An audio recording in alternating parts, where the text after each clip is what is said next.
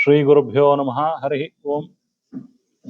Hare Ram Ram Ram Hare Hare, Hare Krishna Krishna Krishna Hare Hare. Today we have Professor Brajendra Pandey from Lucknow, who is a specialist of political philosophy and Bharatiya Tattva Shastra. It is our fortune that he is here for many days participating in the Purna Pramiti events, and we have invited Professor Brajendra Pandeyji to address us about some of the very important issues um, that are affecting society today, hierarchy in the society. That's why we have invited him. Professor Brajendra Pandeyji is a specialist of modern political science, but not only that, he has studied Bharatiya Darshana and Dharma Shastra to make a very strong impact on the society. He is one of the founders of Kumaraswamy Foundation, which is continuing the and spreading the legacy of the contributions of Anand K. Kumaraswamy, who was a very famous uh, art historian and also the Indian philosophy scholar. Myself, I am very much um, impressed by the scholarship of Professor Brajendra Pandeyji about the Indian elements, how we can include Bharatiya Dharma, Bharatiya Darshana, ethics of Indian literature into the current day political discourses and the social science discourses. That is very much important thing, because nowadays the society is too much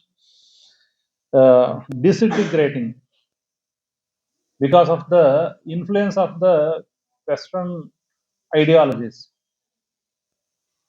That is the most terrible thing that is happening to India.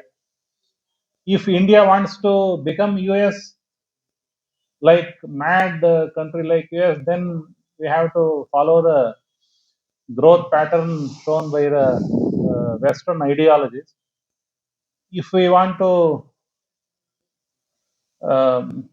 live in a very peaceful manner, then we have to find something very unique and the Indian very peculiar system that is applicable to the Indian scenario. That kind of political science and social science, that is most important thing.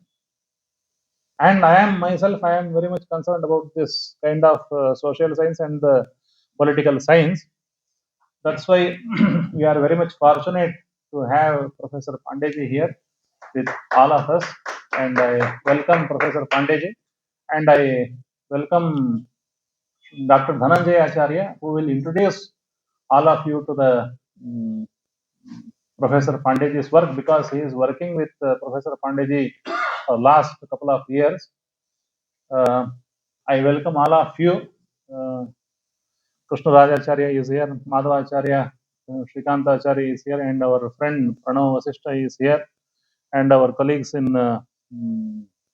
Veda Bhashya project, Lakshmi Kantacharya and Ajay Acharya, and most importantly, our director of Purna Samshodhana Mandira, in whose association we are organizing this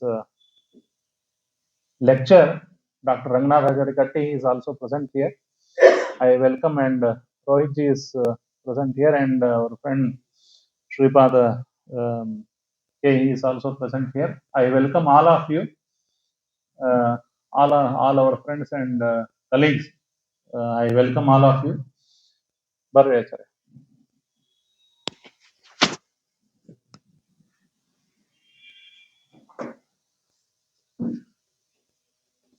ಎಲ್ಲರೂ ಒಂದ್ ಸ್ವಲ್ಪ mobile silent ಅಂದ್ಬಿಟ್ಟು.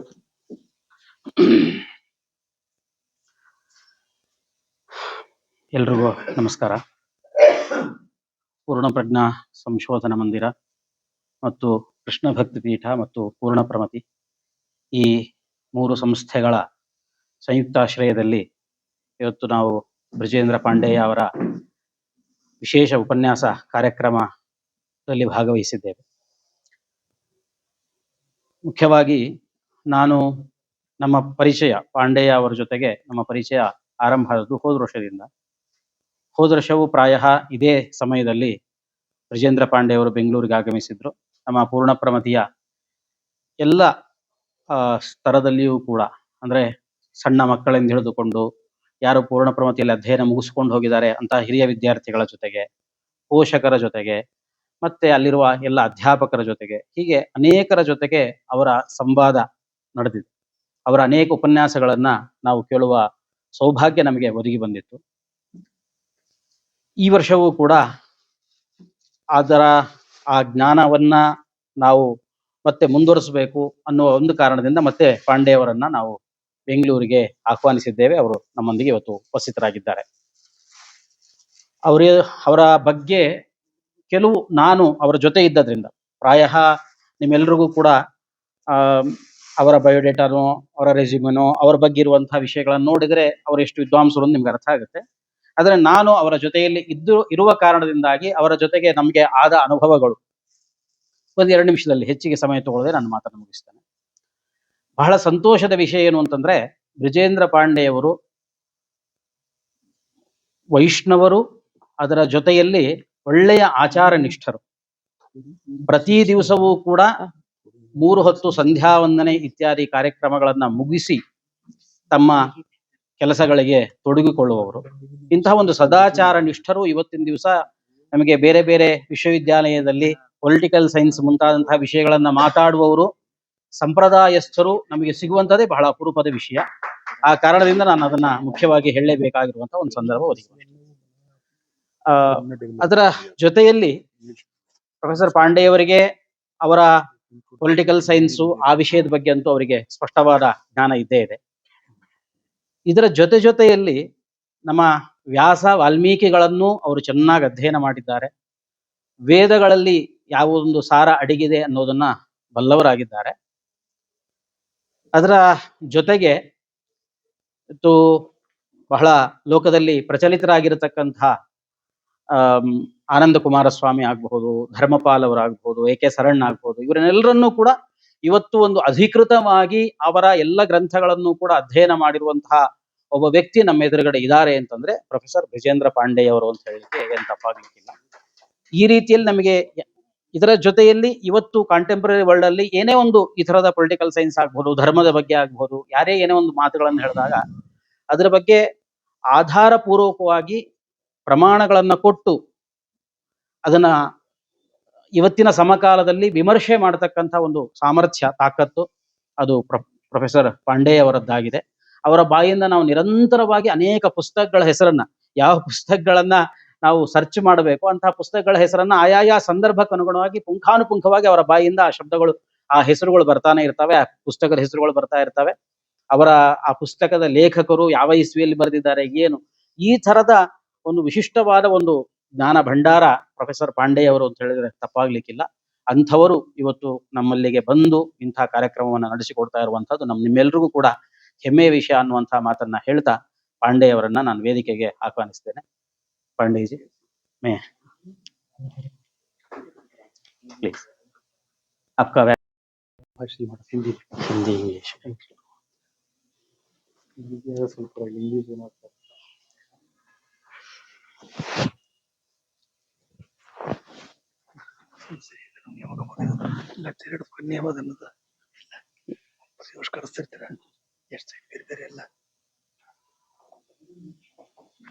Most Honorable Pandurangi ji,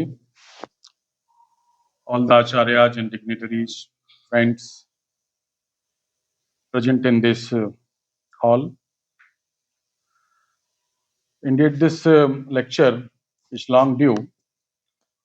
Last year, when I came to participate in events of Purna Pramati, I met Pandurangi ji. When I was delivering a discourse, in between he came, and after the discourse, he asked me to deliver a lecture focusing on the idea of hierarchy and society. After that, 2 or 3 times conversations were made between me and Professor Pandurangi ji to deliver a lecture online. But due to some unavoidable circumstances, even I accepted, and almost I fixed a date, but I couldn't. To compensate this letharginess from my side, when this lecture was fixed to deliver today offline, I tried to develop a complete paper on this. And I was asked from Pandurangi to deliver this lecture predominantly in English. It is not very difficult to give a lecture in English, but it is unnatural or swabhavik to give a lecture in English on such a topic which is related very much with our tradition and culture. But due to technical reasons, I think it is necessary to deliver this lecture in English. But in beginning, I have been informed that all of you are capable to understand Hindi. Therefore, in beginning, for a very little span of time, within 4 or 5 minutes, I would like to give a summary of my lecture first, and then I will deliver the structured lecture which is present in the form of this paper. अब जिस तरीके से मेरे बारे में बताया गया कि मैं कोई भारतीय और पाश्चात्य राजदर्शन का बहुत आधिकारिक विद्वान हूं, तो ऐसा कुछ भी नहीं है। अपने पढ़ने पढ़ाने के क्रम में अपने शिक्षकों के संसर्ग से कुछ ऐसी प्रेरणा मिली कि इन दोनों दृष्टियों को साथ समझकर चला जाए, ये समय की मांग है। और उसका कारण ये है कि भारतवर्ष का जो पिछले 1000 वर्षों का इतिहास रहा है, उस इतिहास में जो मुस्लिम काल का इतिहास रहा है, उसने ऊपर से तो हमारी बहुत सांस्कृतिक क्षति की, लेकिन उसने हमारी विचार दृष्टि को कोई बदलने का प्रयास नहीं किया और उनके प्रभाव से हमारी कोई विचार दृष्टि बदली भी नहीं। लेकिन लगभग 200 वर्षों का ये जो ब्रिटिश शासन काल रहा, उसकी वजह से हमारी विचार दृष्टि निर्णायक रूप से बदली। और उनके आगमन के बाद से ऐसा लगा कि हमारे जो जीवन के मान बिंदु हैं, हमारे जो जीवन के आदर्श हैं, धर्म और परंपरा के जो मूल्य और मान्यताएं हैं, जिसके आधार पर ये सनातन सभ्यता अनंत काल से चल रही है, उन बिंदुओं, उन सिद्धांतों को लेकर के हमारे मन में एक संदेह और एक दुविधा का भाव उत्पन्न होता है। बल्कि ये कहिए कि हम लोग एक हीन भावना से, एक इंफीरियरिटी कॉम्प्लेक्स से ग्रसित हो जाते हैं। और इस देश की स्वाधीनता की जो लड़ाई लड़ी गई, उसमें हमको एक राजनीतिक स्वाधीनता तो प्राप्त हुई, लेकिन जिस समय हमको यह राजनीतिक स्वाधीनता प्राप्त हुई, उस समय भी ये देखा गया कि हम आगे तो बढ़ना चाहते हैं, लेकिन अपने मार्ग को लेकर के हम लोग दुविधाग्रस्त हैं। हमको किधर जाना है? हमारे दैनंदिन आचरण में, हमारे बोलचाल में, हमारे खान पान में, हमारे पहनावे में वो दुविधा हमको निरंतर झलकती रहती है। कई बार हमको उस दुविधा का एहसास भी नहीं होता, लेकिन जो पहचानने वाले लोग हैं उस दुविधा को देखते हैं, और उसी दुविधा को देखने का काम भारतवर्ष में कुछ ऐसे विचारकों ने किया कि जिनके सहारे, जिनके अध्ययन के सहारे हम लोगों को इस संकट को सामने रखना है और इससे निकलने का कोई मार्ग बनाने का प्रयास करना है। उसमें आप महात्मा गांधी और उनकी कृति हिंदू स्वराज को भी ले सकते हैं। आप इस संदर्भ में आनंद कुमार स्वामी और उनकी कला शास्त्री, तत्वशास्त्री और समाजार्थिक विषयों पर लिखी गई रचनाओं को भी ले सकते हैं। आप इस क्रम में श्री अरविंद को भी समझ सकते हैं, विशेष रूप से उनकी पुस्तक the foundations of Indian culture को। आप इसी क्रम में विशेष रूप से रविन्द्रनाथ टैगोर के 1916 और 17 के आसपास जो राष्ट्रवाद के ऊपर उनके भाषण हैं उनको ले सकते हैं। आप कृष्णचंद्र भट्टाचार्य का एक जो पैम्फलेट है स्वराज इन आइडियाज, जिसकी आजकल बहुत चर्चा है, जिसको एक प्रिंसिपल के रूप में उन्होंने अपने स्टूडेंट्स को एड्रेस करते हुए दिया था। ये जो हमारे सामने प्रश्न है, ये जो मॉडर्न वे ऑफ लाइफ है और ये जो ट्रेडिशनल वे ऑफ लाइफ है, इनके बीच में देश कालानुसार कितना एमलगेमेशन हो सकता है, उसका प्रोपोर्शन क्या होना चाहिए, जिससे हमको आगे बढ़ने का एक मार्ग भी मिल सके, लेकिन हमारी परंपरा भी सुरक्षित रहे। इसके लिए हमको कृष्णचंद्र भट्टाचार्य के उस लेख का भी अवलोकन करना चाहिए। हमको बद्री शाह की उस पुस्तक दैशिक शास्त्र का भी अध्ययन करना चाहिए, जिसका अध्ययन पिछले 1 वर्ष से पूर्ण प्रमति में एक अध्ययन समूह कर रहा है। दैशिक शास्त्र के बारे में महात्मा गांधी ने कभी कहा था कि यदि आपको गीता और उपनिषदों को राजनीति की भाषा में समझना है तो आपको दैशिक शास्त्र का अध्ययन करना चाहिए। इसके अतिरिक्त आप दीनदयाल उपाध्याय का जो एकात्म मानववाद का सिद्धांत है, आप उसको भी समझ सकते हैं। साथ में हम लोग अपनी जो विद्वत परंपरा है, विशेष रूप से मैं काशी क्षेत्र से हूं, वहां जो एक आचार्यों की सुदीर्घ परंपरा रही है, उसका भी हमको अवलंबन लेना होगा। इस शास्त्र परंपरा को समझते हुए, हमारे लोक जीवन की व्यवस्था को समझते हुए, जिन लोगों ने शास्त्र और लोक के बीच में एक सेतु पुरुष का काम किया है, ऐसे लोगों के साहित्य से भी हम लोग कुछ प्रकाश पा सकते हैं, जिसमें हम लोग आदरणीय विद्यानिवास मिश्र जी या वासुदेव शरण अग्रवाल जी को शामिल कर सकते हैं। और भारत के बाहर भी ऐसे बहुत से लोग रहे हैं, जिसमें आनंद कुमार स्वामी का नाम है, जिसमें आप रेने गेनो जो एक फ्रांसीसी विचारक और दार्शनिक है, आप उसको ले सकते हैं। आप Simone Weil, Frithjof Schuon, Seyyed Hossein Nasr, Martin Lings, Whitall Perry, इस तरीके के ऐसे बहुत सारे परंपरानिष्ठ विचारक हैं, जिन्होंने स्वयं आधुनिक सभ्यता की जो विसंगतियां हैं, जो यूरोप से ही आई, उनकी विसंगतियों की तरफ हमारा ध्यान आकृष्ट किया है।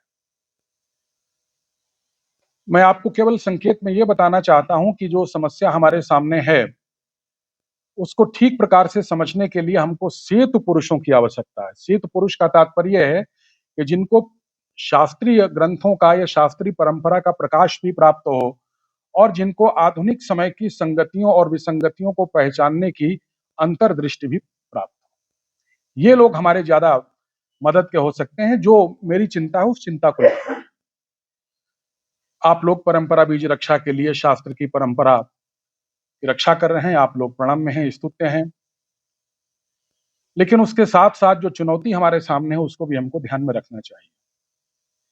एक छोटा सा एनेक्डोट सुना करके मैं सीधे अपने विषय पर आता हूं।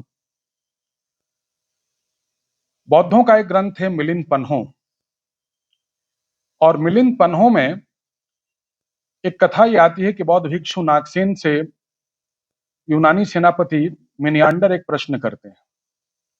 वो प्रश्न ये है कि किसी भी सभ्यता और संस्कृति को बने रहने के लिए, उसको उत्कर्ष प्राप्त करने के लिए क्या क्या चीजें आवश्यक है। मिनियांडर के इस प्रश्न का उत्तर देते हुए आचार्य नागसेन कहते हैं कि किसी भी सभ्यता और संस्कृति को बनाए रखने के लिए, उसको उत्कर्ष प्राप्त करने के लिए, उसको संपोषित करने के लिए, उसका संपोषण करने के लिए, उसका संवर्धन करने के लिए और उसका संप्रेषण करने के लिए, तो आगे भी बढ़ती रहे, 3 चीजें आवश्यक है। एक तो उस परंपरा की एक सुदीर्घ और अविच्छिन्न ज्ञान परंपरा हो। There should be a perennial and undisrupted tradition of knowledge of that particular civilization or culture. एक अविच्छिन्न और सुदीर्घ ज्ञान परंपरा वो हमारे पास है। दूसरा, उन्होंने कहा कि उस ज्ञान परंपरा के ऊपर कालवशात अगर कुछ आक्षेप होते हैं, जो आक्षेप इस समय बहुत तेजी से हो रहे हैं, चतुर्दिक हो रहे हैं, तो उन आक्षेपों का प्रत्युत्तर देने के लिए समर्थ आचार्य हमारे पास होने चाहिए। जो भारत की जो सनातन परंपरा, इस सनातन परंपरा के ऊपर इस समय चतुर्दिक प्रहार हो रहे हैं। तरह तरह की जो विचारधाराएं हैं, जिन आइडियोलॉजीज की आपने चर्चा की, वो सारी आइडियोलॉजी इस समय हमारे लिए चुनौती बनी हुई है। जो भारतीय विश्वविद्यालयों का जो विद्या विमर्श का जगत है, जो मेन स्ट्रीम एजुकेशन है, जिसमें सारी चीजें पढ़ाई जा रही हैं, समाज विज्ञानों में, सोशल साइंसेस में, ह्यूमैनिटीज में, वो जितने आपकी आइडियोलॉजीज पढ़ाई जा रही हैं, जो आधुनिक पश्चिम या जो विकृत पश्चिम है उससे आई हैं, वो सभी हमारे लिए इस समय चुनौती बनी हुई है। वो उदारवाद हो या उदारवाद के अन्य संस्करण, लिबरलिज्म के जो अन्य संस्करण है, लिबर्टेरियनिज्म हो या न्यू लिबरलिज्म हो, मार्क्सिज्म, सोशलिज्म या उसके जो अलग अलग एडिशंस हैं, ईस्टर्न वेस्टर्न मार्क्सिज्म हो या फेमिनिज्म हो, मल्टीकल्चरलिज्म हो, इन्वायरमेंटलिज्म हो, कॉलोनियलिज्म हो, डीकॉलोनियलिज्म हो, मॉडर्न नेशनलिज्म हो, सबाल्टर्निज्म हो, ये जितने प्रकार के इज्म्स पढ़ाए जा रहे हैं, ये सभी आजकल भारतीय विश्वविद्यालयों में सब यही पढ़ाए जा रहे हैं। और स्वयं पश्चिम के विचारकों ने इस बारे में लिखा है, विशेष रूप से हम लोगों को the decline of the West इस किताब को देखना चाहिए। और इस किताब के लेखक इस बात को कहते हैं कि पश्चिम की सभ्यता भी जब अपने मूल सिद्धांतों से च्युत होती है, जब उसके दूर होती है, जब उसकी डिसेंटरिंग होती है, तो इस प्रकार की विचारधाराएं उत्पन्न होती हैं। तात्पर्य है कि जितनी विचारधाराएं भारतीय विद्या जगत को आच्छादित किए हुए हैं, जो मेन स्ट्रीम एजुकेशन कही जा रही है, वो सभी मनुष्य और मनुष्य के समाज के बारे में या तो विकृत या भ्रमित या आधी अधूरी मान्यताओं से ग्रसित है। इसलिए इनकी समीक्षा करना बहुत आवश्यक है। ओस्वाल्ड स्पेंगलर की वो किताब है the decline of the West, उसको हम लोगों को देखना चाहिए। खुद ये बातें वही लोग कहते हैं। तो ये हमारे सामने चुनौती, हमारी ज्ञान परंपरा के ऊपर चतुर्दिक आघात हो रहे हैं। उन चतुर्दिक आघातों की प्रकृति को समझते हुए, उसके पूर्व पक्ष को समझते हुए, हमें अपनी परंपरा के प्रकाश के माध्यम से उनका प्रतिवाद करने की आवश्यकता है। और तीसरा, नागसेन ने कहा कि किसी भी सभ्यता और संस्कृति को संरक्षित रखने के लिए, संपोषित करने के लिए, संवर्धित करने के लिए और उसको आगे संप्रेषित करने के लिए उसके मठ और मंदिरों का सुरक्षित रहना बहुत आवश्यक है। यानी जो आपके विद्या प्रतिष्ठान हैं और जो आपके संस्कृति प्रतिष्ठान हैं, वो दोनों सुरक्षित रहने चाहिए। हम लोग उत्तर भारत से आते हैं तो हम लोगों को एक कंट्रास्ट काफी दिखाई देता है कि उत्तर भारत और दक्षिण भारत में क्या फर्क है। और आप लोगों के समाज में यदि इस प्रकार की कोई संवेदनशीलता बची हुई है, तो उसका कारण यह है कि आप लोगों के परिवार, आप लोगों की शिक्षण संस्थाएं और आप लोगों के मठों और मंदिरों के बीच में एक अंतरंग संबंध विद्यमान है। ये संबंध उत्तर भारत में लगभग समाप्त हो चुका है।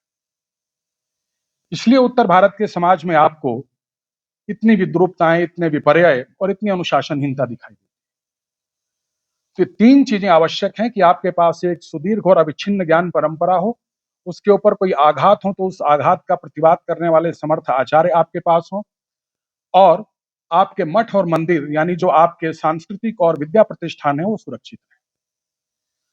ये जो दूसरी चुनौती है कि हमारी ज्ञान परंपरा के ऊपर जो आघात हो रहे हैं, उनका हम कैसे प्रतिवाद करें, ये एक प्रकार से हम लोगों का ऋषि ऋण है। हमारे 3 ऋणों में से जिस ऋषि ऋण को उतारना, ये हमारा दायित्व है। तो इसी प्रकार के एक प्रश्न को लेकर के, जिसको बहुत सारे सवालों का सामना करना पड़ रहा है, आज के मैंने इस प्रस्तुतिकरण को आपके सामने व्यक्त करने की कोशिश की है। जो टाइटल है मेरे प्रस्तुतिकरण का वो है exploring hierarchy, society and polity through Indian view of cosmology. जो भारतीय सृष्टि मीमांसा का सिद्धांत है, उसके माध्यम से हम हायरार्की यानी जो पद सोपान क्रम है, जो समाज की संरचना है और जो राजनीति की व्यवस्था है, इसको हम जानने और समझने की कोशिश करेंगे। जैसा हमने आपसे कहा कि इस प्रकार की मेरी ट्रेनिंग है, उसमें बहुत सी चीजें हमारी अपनी परंपरा से भी आएंगी और बहुत सारे ऐसे विचारकों का भी उल्लेख होगा जिन्होंने भारतीय परंपरा को समकालीन संदर्भों में एक विलक्षण अंतर्दृष्टि के साथ समझने की चेष्टा की है। तो उसी संदर्भ में मैं अपनी बात को आपके सामने रखने की कोशिश कर रहा हूं। सबसे पहले एक कोट है, in the nature of things no unlimited development is possible. The word cosmos, the Greek is KOSMOS, rests upon measure and equilibrium, hence geometrical equality. The principle we follow or each and every tradition follows is the principle of geometrical equality, not arithmetical equality. And it is the same in the city. What is true for the cosmos is the true for the city. All ambition is excess. What the ambitious mind totally forgets is the idea of ratio or proportion. One of the central concerns of the traditional Indian worldview is the totality of man's existence, for which a proper balance between different faculties of man, appetites, intelligence, and spiritual life is necessary. In addition, the traditional Indian worldview does not see the achievement of this balance by treating each of these faculties as equal. It views their relationship to be best organized in a hierarchical manner, with the soul located at the apex of the hierarchy and guiding, regulating, and controlling both intelligence and appetites. It is only on this basis that man can qualify himself for attaining sarvata or wholeness. This, however, requires certain other conditions to be fulfilled. Traditional Indian idea of cosmology recognizes that man is neither self-complete nor a self-defining subject as he is treated in modern times. Man, in the traditional perspective, is a member of a larger cosmic order. This larger order, represented in the Vedic cosmology as 7 lokas, saptalok, realms or spheres, symbolizes the vivarta or transformation of the unknown.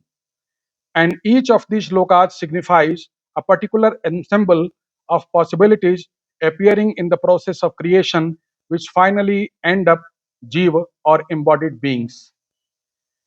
Man is an integral part of this larger order, which exceeds him in quality as well as quantity.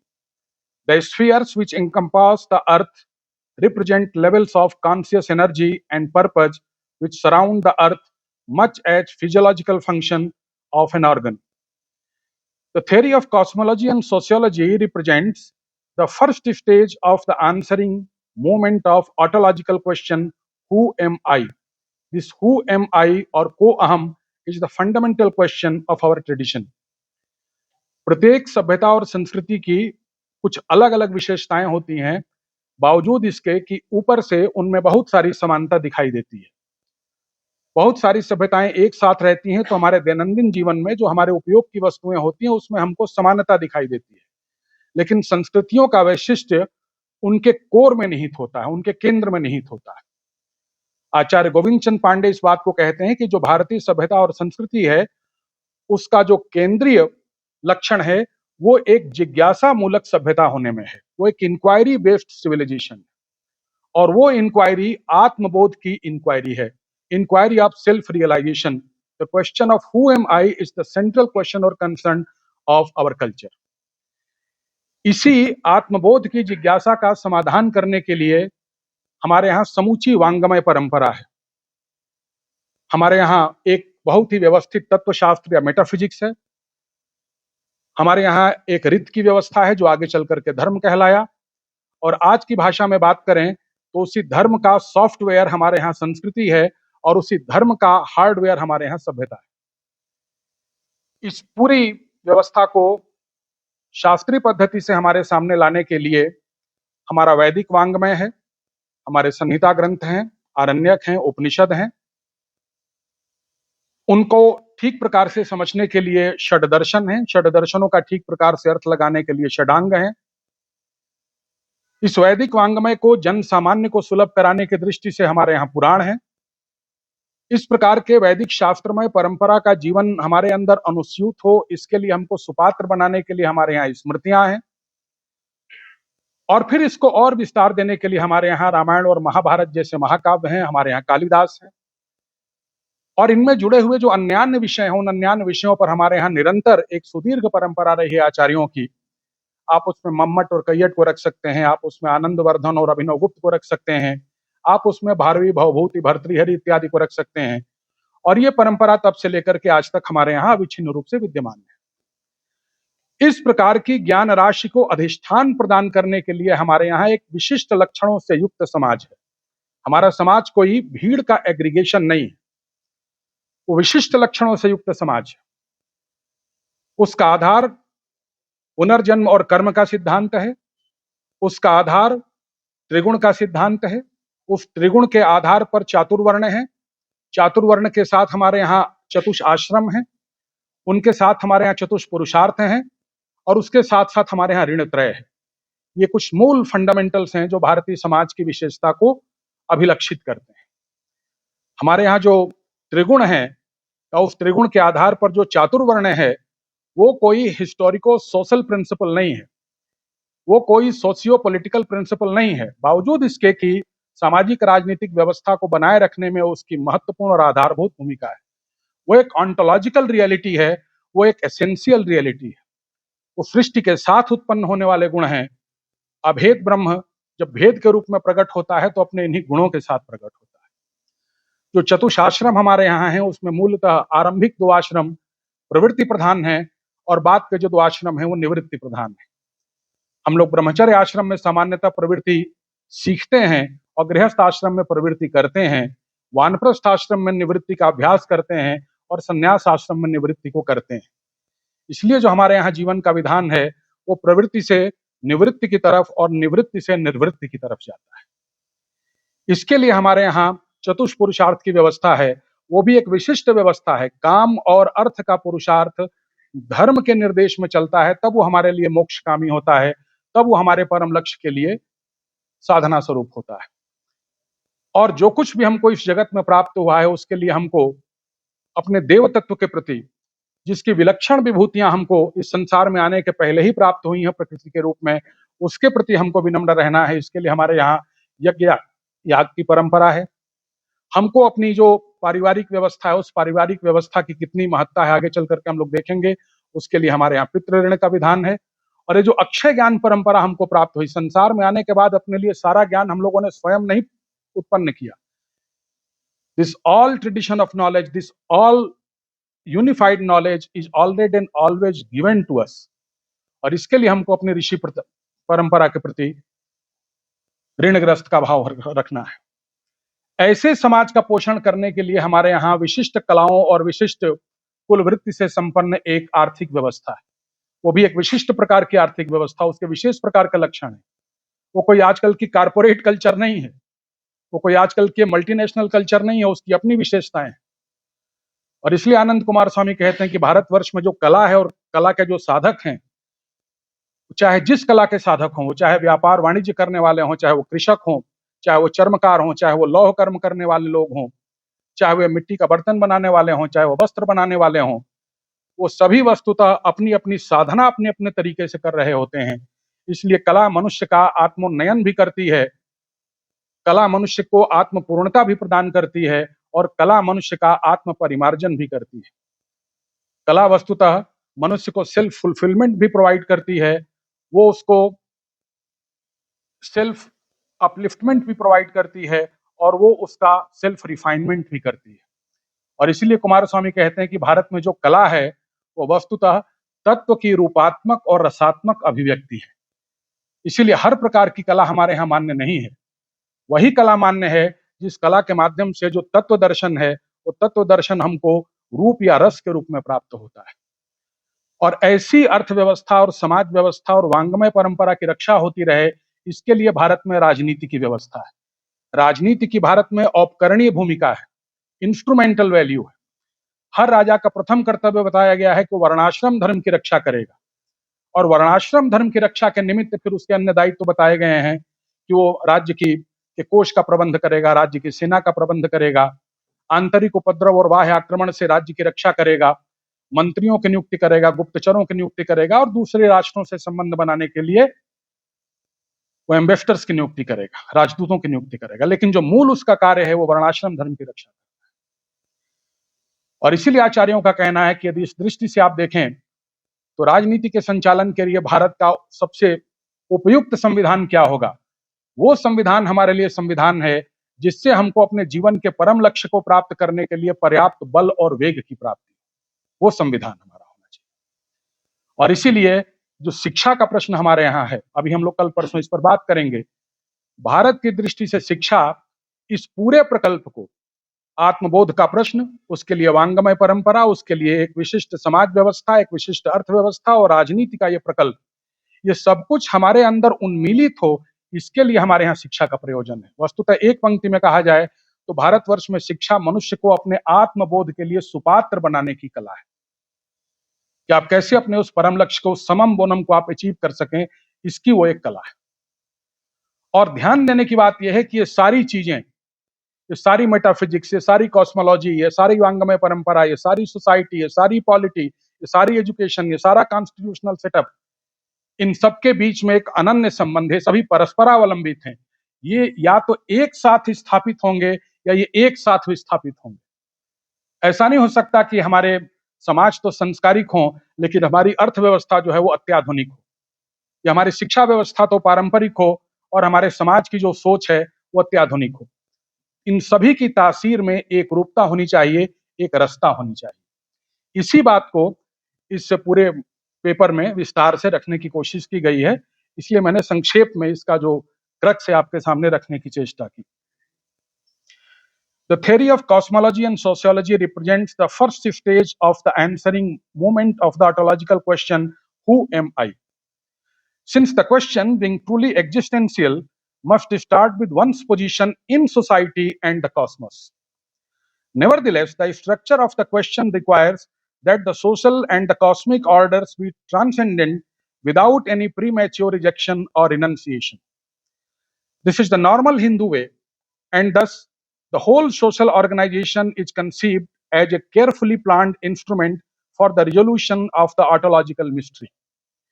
Other paths and methods, some of which circumvent the social order, are recognized and permitted, but for those and only those who have somehow already attained to the level of knowledge and consciousness that requires a less indirect, a social route as their swadharma, like Ramakrishna Paramhans or Adi Shankaracharya or Madhvacharya and so on.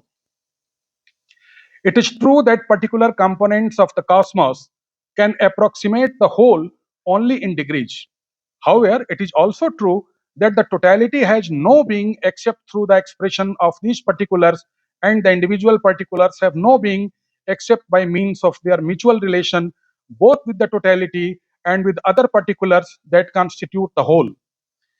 It is this fitting together of different parts of the cosmos with each other as well as with the whole of the cosmos with its creator that is the basis of the traditional idea of cosmology. एक दूसरी entity का आपस में संबंध और सारी entities का अपने निर्माता के साथ संबंध, ये मुख्य आधार है भारतीय सृष्टि मीमांसा का। एज प्लेटो पॉइंट्स आउट, और लोग भी दुनिया में इस प्रकार के हुए हैं जिन्होंने इन चीजों को अपनी अंतर्दृष्टि से देखने की कोशिश की है। As Plato points out, the triad of logos, nomos and taxis, reason, lawfulness and order is the first principle both of the physical and the ethical world. It is this triad that constitutes beauty, truth, and morality. It appears in art, in politics, in science, and in philosophy. If regularity and order are found in a house, it will be a good and beautiful one. If it appears in a human body, we call it health or strength. If it appears in the soul, we call it temperance or sophrosyne, a Greek word, or justice. Justice, how Plato explains justice, is almost like the idea of swadharma. He explains justice as performing one's own duty according to one's own virtue. अपने सद्गुण के अनुसार अपने कर्म का निर्वाह करना, यही न्याय है। तो वहां जो न्याय का तात्पर्य है वो लगभग वही है जो हमारे यहाँ स्वधर्म का आइडिया है। The virtue of each thing, whether of an implement or of a body or again of a soul or any life creature does not arrive by accident but by an order of rightness or art that is apportioned to each. कुछ भी हमारे यहाँ accidentally नहीं होता।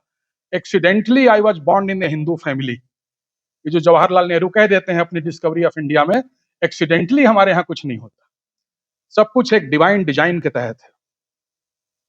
And wise men tell us that heaven and earth and gods and men are held together by communion and friendship by orderliness, temperance, and justice.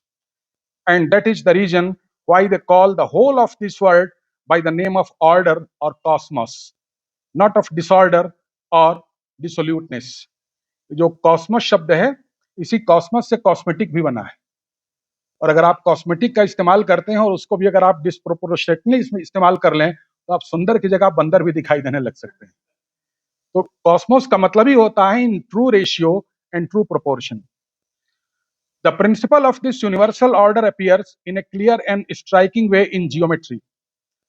Here it is expressed by the concept of geometrical equality, of the right proportion between the elements that constitute a geometrical body. We need only transfer this principle from geometry to politics and society to discover the true constitution of the temporal existence. Plato never thought of socio-political life as a detached province, as an isolated part of being. He finds in it the same fundamental principle that governs the whole. The socio-political cosmos is only a symbol and the most characteristic one of the universal cosmos.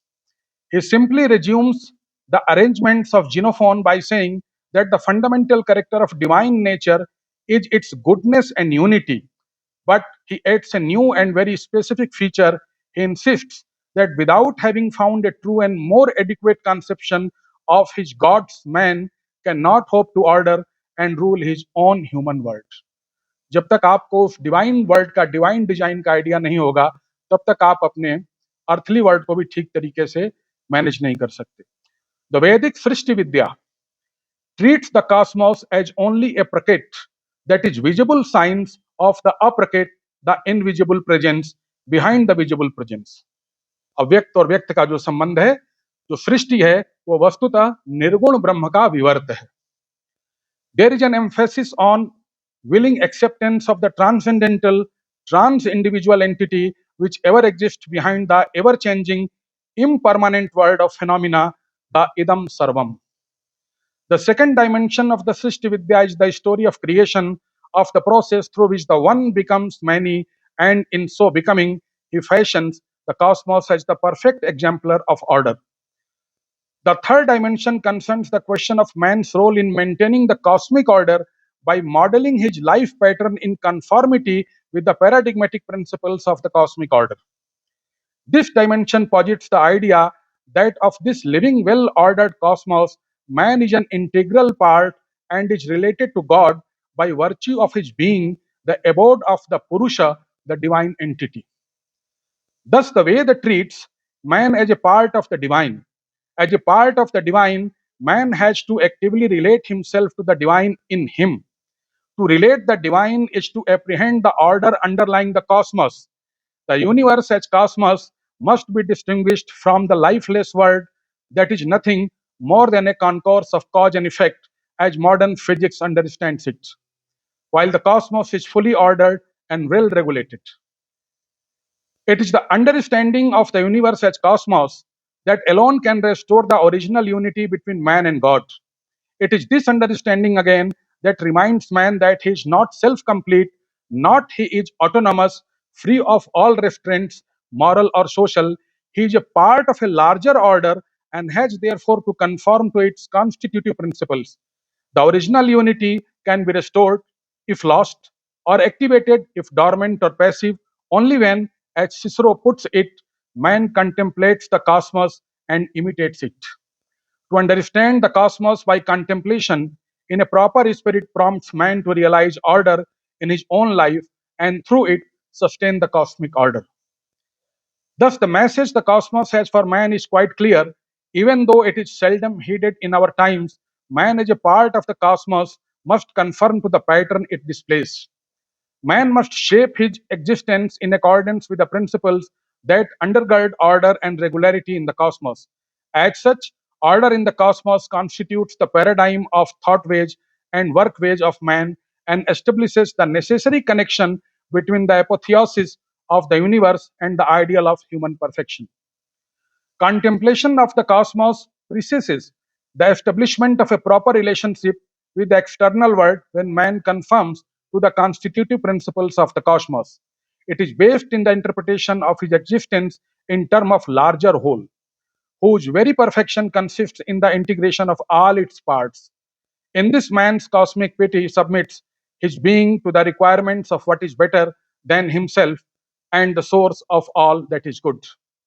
Thus, the real significance of the cosmos, the universe, reflecting order and regularity, is not only that it is a structure incorporating different parts of the cosmos itself, and its creator.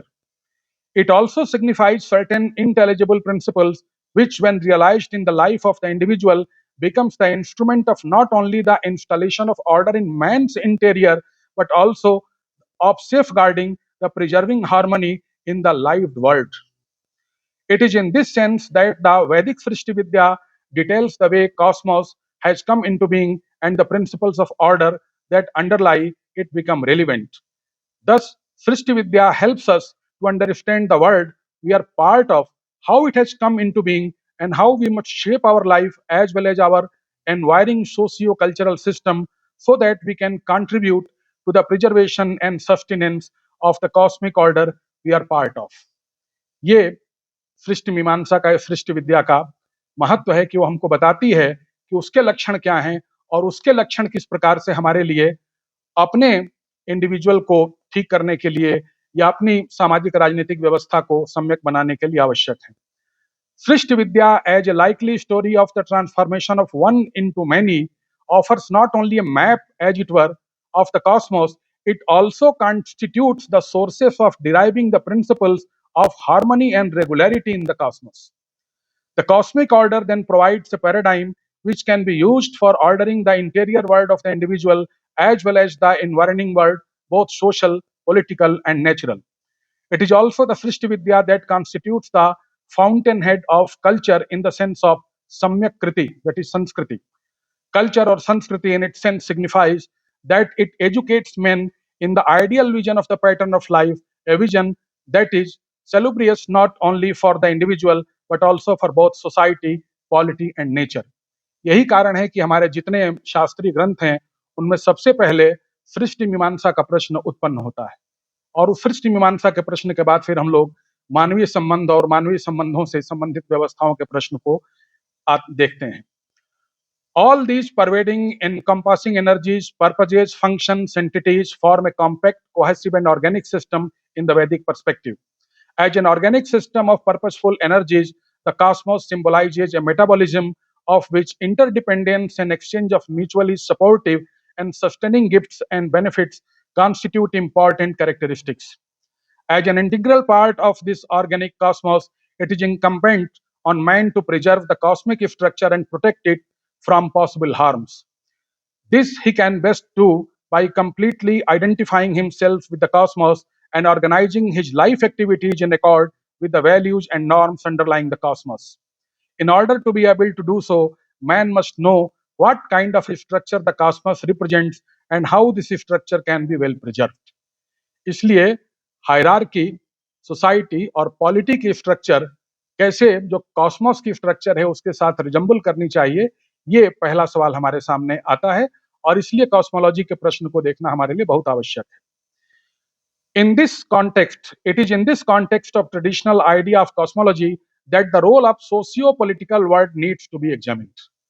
पहले ही आपको सृष्टि मीमांसा का संदर्भ पता होना चाहिए, तभी आप अपने सामाजिक और राजनीतिक प्रश्नों का ठीक प्रकार से समझ विकसित कर सकते हैं.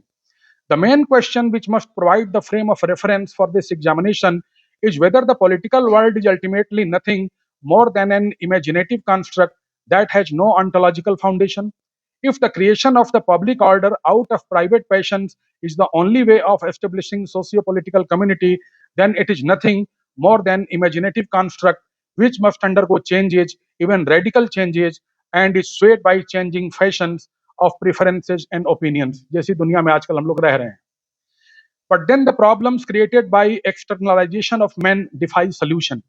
If these problems are to be solved, it then becomes necessary to comprehend the socio-political spheres as a part of the larger realities that become translucent when the realization dawns that God and man, world and society constitute a primordial community of beings. This realization engenders that the confidence that man can escape the harsh consequences of his finitude by consciously acknowledging and acting upon the primordial fact of his membership in a larger order. It must, however, be noted that this primordial community is simply a possibility. The partnership in the cosmic community has not yet become a real partnership. In order to make this partnership real, what is necessary is to create an institutional arrangement that can effectively link the finite with the absolute as the ground of the primordial community. And since the socio-political sphere constitutes the prominent, effective, and indubitably the most visible institutional arrangement in this regard, it must be the means of linking of the finite with the absolute. जो हमारा सीमित व्यक्तित्व है और जो ये अनंत की सत्ता है, उसके बीच के हमारे संबंधों का निर्धारण करने के लिए ये जो संस्थाएं हैं, जो हमारी सोशियो पॉलिटिकल इंस्टीट्यूशंस हैं, वो साधन का काम करती हैं. The real function of the public order is not merely to enforce certain rules and regulations. The real function is to use these rules and regulations to instill in the minds of individuals the awareness of the wholeness of their collective life and to animate them with the consciousness that as an integral part of the collectivity, it is incumbent on them to preserve and sustain its wholeness. This can be done only when they are able to see the essential relatedness between the good of one and the good of all. To order human energy in such a way that its diverse usage by a multitude of individuals do not produce tension and distortion in collective life and relations is to employ a trans-individual principle for ordering and organizing collective existence. ये बहुत आवश्यक है. The main objective of this principle is to link different components of the community of the people with each other in a principled relationship. The need for order arises precisely because the community of the people is characterized by diversity. However, the creation of order is meant not to eliminate or suppress diversity. Recognition to diversity must be given. It is sought to organize different components in such a way that energy of different components finds its own direction and fulfillment without creating roadblock for others.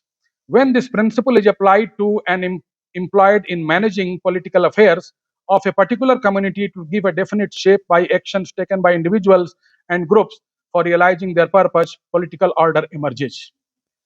Thus, the Vedic perspective considers man to be an integral part of the larger order presided over by the absolute, A capital.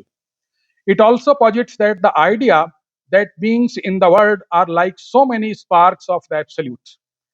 By virtue of this, they are a part of the divine and are endowed with the capacity to recover their divinity if they have lost it or have become unconscious of it. If the divine part in them were ascendant and dominant, they would not require ruled by any agency external to them, nor will they need to be controlled or punished by danda. But since the divine part is not active in all, or if active, not in the same measure, both a ruler and the arrangement of danda are required to protect and preserve the rule of dharma. But for any system of governance to be an effective instrument of protecting and preserving the rule of dharma, the ruler must himself have no personal stake in the act of governance. This means that he himself first be fully governed in his thinking and acting by dharma and should not use his power or authority to promote his own self-interest as something apart from the good of all. What also needs to be emphasized in this regard is that the Vedic perspective does not assign certain centrality to the political order either for integrating the diverse components of society into a unified whole or making the people just, or at least to keep them on the path of justice. In the Vedic perspective, it is rather the social system that has to bear the major responsibility of making man truly man. It is not political, but the social responsibility. The fact that the social order projected by the Vedic perspective is in the real sense of term cosmion, that it is a replica of the cosmic order which through its foundational ideas, institutional arrangements, practices and processes enables its members to transform and shape their lives in the light of the experience or at least conscious awareness of the divine ground of being. It is by virtue of this that men become virtuous and lead a self life of righteousness. It is only the righteous man who can understand what justice is and why it is necessary to act righteously and sustain the dharmic order. It is against this philosophical and theoretical background that the relevance of the Vedic vision of cosmic principles for socio-political order must be examined and determined. It does not need to be pointed out that the Veda is the celebration of soul's attunement to the divine ground of being. As such, the Vedic vision has a great deal to do with the question of what kind of socio-political order is most suitable for human well-being. In view of this, any fruitful discussion of socio-political order must articulate and clarify the relationship between the asociopolitical and sociopolitical.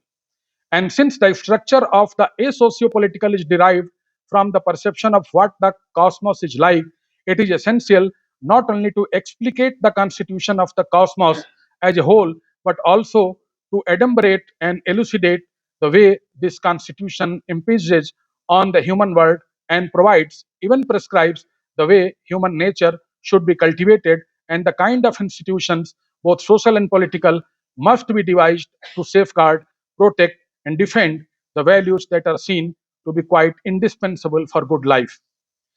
Thus, from the standpoint of Indian sociological theory, and that all traditional politics and individual tyranny, whether that of a despot, that of an emancipated artist, or that of the self-expressive man or self-sufficient woman, affects in the long run only what is ineffectual or akritani, misdeeds. All self-importance lead to the disintegration and finally the death of the body politic, collective or individual.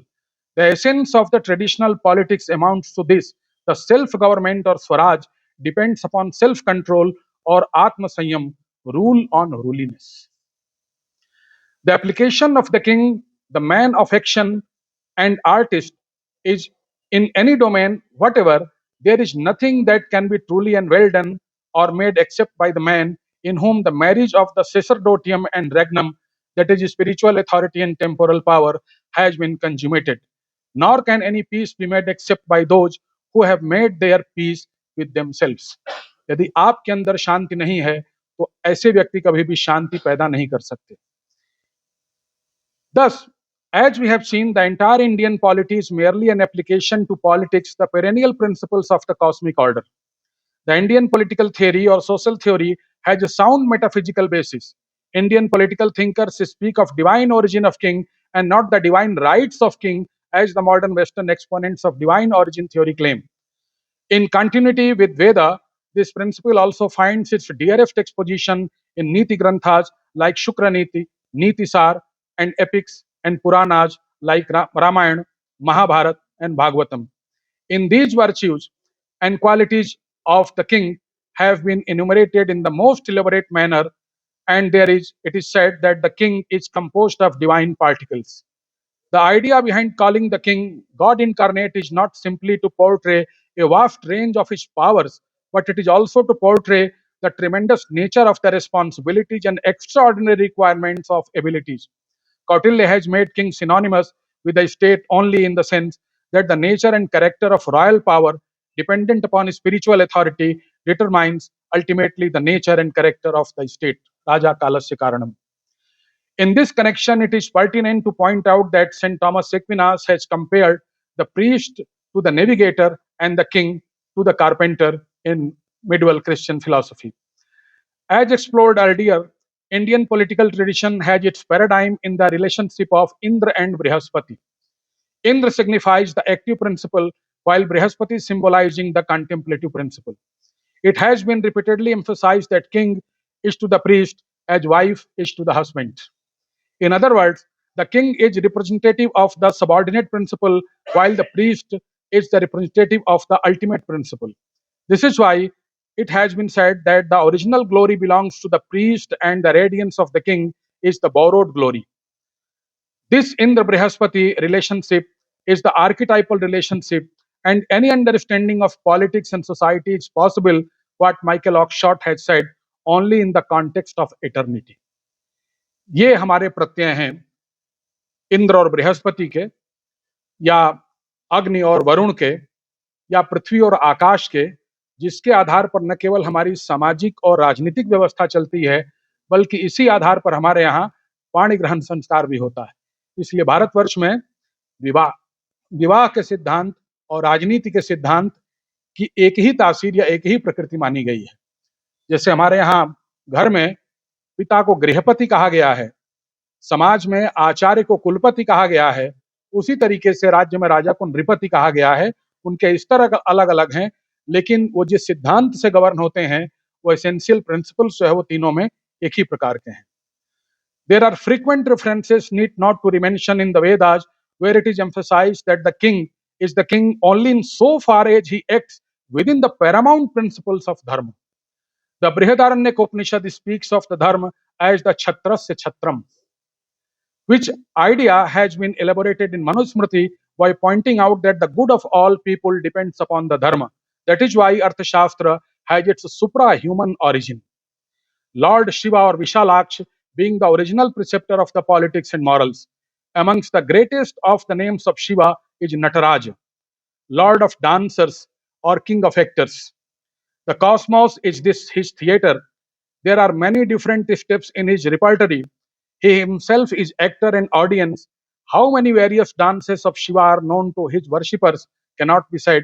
No doubt, the root idea behind all of these dances is more or less one and the same, the manifestation of the primal rhythmic energy. Anand Kumar स्वामी की जो सबसे प्रसिद्ध रचना है dance of Shiva, ये passage उससे लिया गया है. And that is also why that all the great sages and authors of socio-political treatise always speak of Arthashastra only in the context of Dharmashastra. This also explains why Arthashastra has been regarded as Upaveda. ये आजकल अर्थशास्त्र परंपरा और धर्मशास्त्र परंपरा में भेद करने की पद्धति हो गई है. हमारे यहाँ कभी परंपरा में अर्थशास्त्र परंपरा और धर्मशास्त्र परंपरा में तत्वतः कोई भेद नहीं स्वीकार किया गया.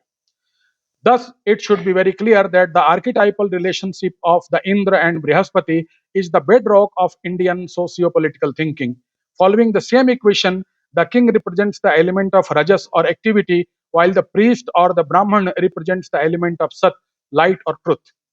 And it is sat which determines rajas or activity, which rajas divorced from sat is meaningless agitation, a circular movement or a brute activity. The ideal behind subordinating Kshatriya to Brahmana is to keep the active principle forward-looking, pure and conducive to goodness. Here the importance of Rajas is very significant in the way that it is Rajas only which can win over Tamas, darkness, in the guidance of Sat. It is very important. The importance of Rajas is very significant in the way that it is Rajas only which can win over Tamas in the guidance of Sat. Sat alone cannot overcome Tamas. It is in this light that the central role of Indian Raj Dharma should be appreciated. This principle has already been made explicit by Anand Kumar Swami through the elaboration of the concept of temporal power and spiritual authority. The Eastern doctrines were unanimous in asserting that contemplation is superior to action as the unchanging is to change. It is in this virtue of the relation so established that Brahman is said to be the type of the stable being and Kshatriya of the mobile or changeable being. So also, all the beings of this world are connected more particularly with the one or the other according to their nature. For there is a perfect correspondence between the cosmic and the human orders. Thus, we see that the nature of traditional Indian society and polity is essentially based on sound cosmic and spiritual principles. All the treatises on politics begin with a statement that the art and science of government are merely a pathway to liberation of man. Politics thus enjoys an instrumental value, but it is a sacred instrument and not a utilitarian instrument, which modern pragmatism or the instrumentalist philosophy regards it to be. ये कोई हमारे अपनी आकांक्षाओं और लालसाओं को तुष्ट करने का उपकरण नहीं है. ये कोई मात्र पंचवर्षीय योजनाओं को लागू करने का उपकरण नहीं है, बल्कि हमारा जो सेक्रेट गोल है, उस सेक्रेट गोल के मार्ग में जो बाधाएं आती हैं, उनका शमन करते हुए हमारे मार्गों को प्रशस्त करने का विधान है. The following verse from Sri Valmiki Ramayana indicates about the unbreakable relationship between the cosmology and epistemology in the Indian tradition. गो ब्राह्मण हितार्थाय अस्य देशस्य हिताय च अप्रमेयस्य तव वचनम कर्तुम उदयतः. This is the combination of cosmology and epistemology in Indian tradition. This tradition of socio-political thought in India continued right up to 18th century, and thinkers and scholars kept it alive either by way of writing independent treatises or by writing commentaries on the old classics. Among these outstanding political thinkers and commentators, the names of Gopal, whose works is Rajniti Kamadhenu, Lakshmidhar Bhatt, Raj Dharma Karmakand, Devan Bhatt, Rajniti Kand, Chandeshwar, Rajniti Ratnakar, Mitra Mishra, Rajniti Prakash, Nilakantha, Neet Mayuk, and Anantadev, Raj Dharma Kaustubh are worthy of mention. But modern socio-political thought in India represents both continuity and discontinuity. The socio-political thought of the 19th century is representative more of discontinuity, as we find a long and living tradition suddenly growing thin and new alien winds blowing the Indian firmament. Professor A. Appadurai is quite perceptive when he says that the socio-political thought in India during the last 100 years is a blend of Indian tradition, Indian experience under the British rule, and Western, that is French, American, and British socio-political experience and thought. It is a queer blend of these things. With the advent of the British Empire, their liberal ideology made an entry into the minds and manners of Indian intelligentsia. The English classical liberalism sets the agenda for the mainstream socio-political thought in India. The liberal emphasis upon rights and freedom in all spheres, religious, social, political, and economic, became the motto of the colonial masters and their Indian collaborators. They wanted to cast India in a liberal mold, and this necessarily had a degenerating impact on its political consciousness. In the name of social, political, and religious reforms, many fundamental principles of Indian culture were subjected to questioning and revision. By destroying traditional social habits of the people, by dissolving their natural collective consciousness into individual constituents, by licensing the opinions of the most foolish, by substituting instruction for education, by encouraging cleverness rather than wisdom, the upstart rather than qualified, by fostering a notion of getting on to which the alternative is a hopeless apathy, liberalism can prepare the way for that which is its own negation, the artificial, mechanized, or brutalized control, which is a desperate remedy for its chaos. Liberalism तो ये कहते हुए आया था कि हम लोगों को किसी आर्टिफिशियल, मैकेनाइज्ड और ब्रूटलाइज्ड कंट्रोल से बाहर करना है, लेकिन उसका परिणाम हुआ कि उसने हमको इन्हीं की जंजीरों में पहले से भी अधिक मजबूती के साथ जकड़ दिया. बहुत इंपॉर्टेंट बात कही गई है कि by destroying traditional social habits of the people, by dissolving their natural collective consciousness into individual constituents, by licensing the opinions of the most foolish, by substituting instruction for education, by encouraging cleverness rather than wisdom, the upstarts rather than the qualified, by fostering a notion of getting on to which the alternative is a hopeless apathy, liberalism can prepare the way for that which is its own negation, the artificial, mechanized, or brutalized control, which is a desperate remedy for its chaos. In a negative liberal society, you have no agreement as to there being any body of knowledge which any educated person should have acquired at any particular stage. कोई आपको कोई किसी basic principles पर किसी agreement की कोई गुंजाइश इस लिबरल आइडियोलॉजी में होती ही नहीं है. The idea of wisdom disappears and you get sporadic and unrelated experimentation, जैसा हम लोग रोज करते रहते हैं. Innovation, innovative ideas, more innovation, more startups, make in India. ये जो इनोवेशन का युग है, ये इसी लिबरल आइडियोलॉजी का परिणाम है. A nation's system of education is much more important than its system of government. Only a proper system of education can unify the active and the contemplative life, action and speculation, politics and the arts. This is a statement made by T.S. Eliot, a Western scholar of 20th century. In traditional society, one respects established institutions, and if anything goes wrong, one does not assume that it can be put right by institutional revolutions, but only by a change of mind or metanoia or repentance, leaving the order itself unchanged. Reformation can only imply what the word itself imports, a return of some form from which a deviation has taken place. अगर आप reformation करने निकले हैं तो आपको यह पता होना चाहिए कि वो क्या फॉर्म था जो डिफॉर्म हो गया है। अगर आपको फॉर्म नहीं मालूम है तो फिर आप ये नहीं पता लगा सकते कि क्या डिफॉर्म हो गया है और उसको कैसे रिफॉर्म करना है। तो बिना फॉर्म को जाने हुए ये सारा रिफॉर्मेशन का आंदोलन 20वीं शताब्दी में 20th सेंचुरी में आप देखते हैं या 19th सेंचुरी में रेनेसा के माध्यम से भारतवर्ष में चला। इसलिए ये जो रेनेसा का काल है, जो भारतीय पुनर्जागरण का काल है, जिसको आप लोग बंगाल रेनेसा भी कहते हैं, इसकी बहुत ही गहराई और बहुत ही धैर्य के साथ समीक्षा करने की आवश्यकता है। ये सारी समस्याओं की जड़ जो है ये बंगाल रेनेसा और जिसे आप लोग भारतीय पुनर्जागरण कहते हैं उसकी समीक्षा से निकलती है।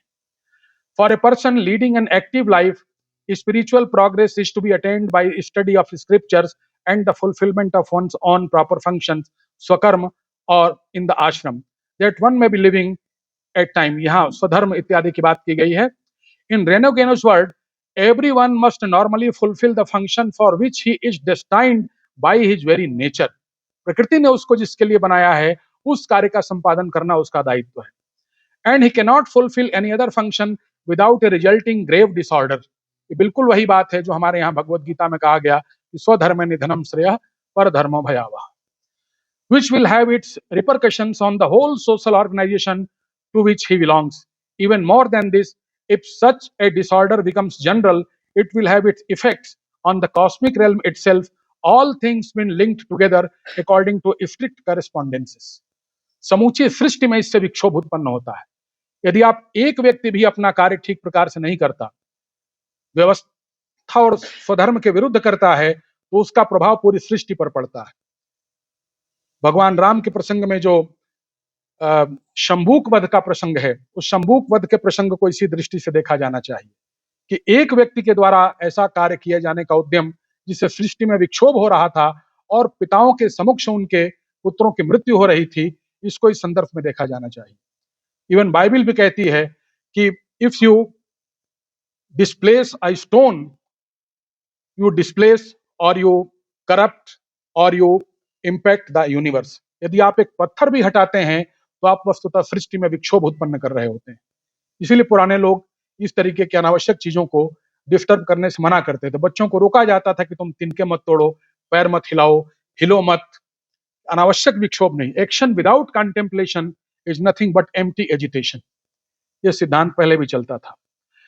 Anand Kumar Swami showed that the idea of Swakarma has parallels in Greek tradition in Plato's definition of justice. What justice means is discussed at some length in the second and fourth book of the Republic. Plato defines the word as the principle of doing what is ours to do. क्या आपके लिए अनुमन्य है उसी को करना वस्तुतः न्याय है। According to Kumar Swami, in this notion, or rather its absence, the most clearly mark of the shortcoming of the modern world today. Today, man can adopt any profession and he can even change it at will as if this profession were something purely exterior to him, without any real connection with what he truly is.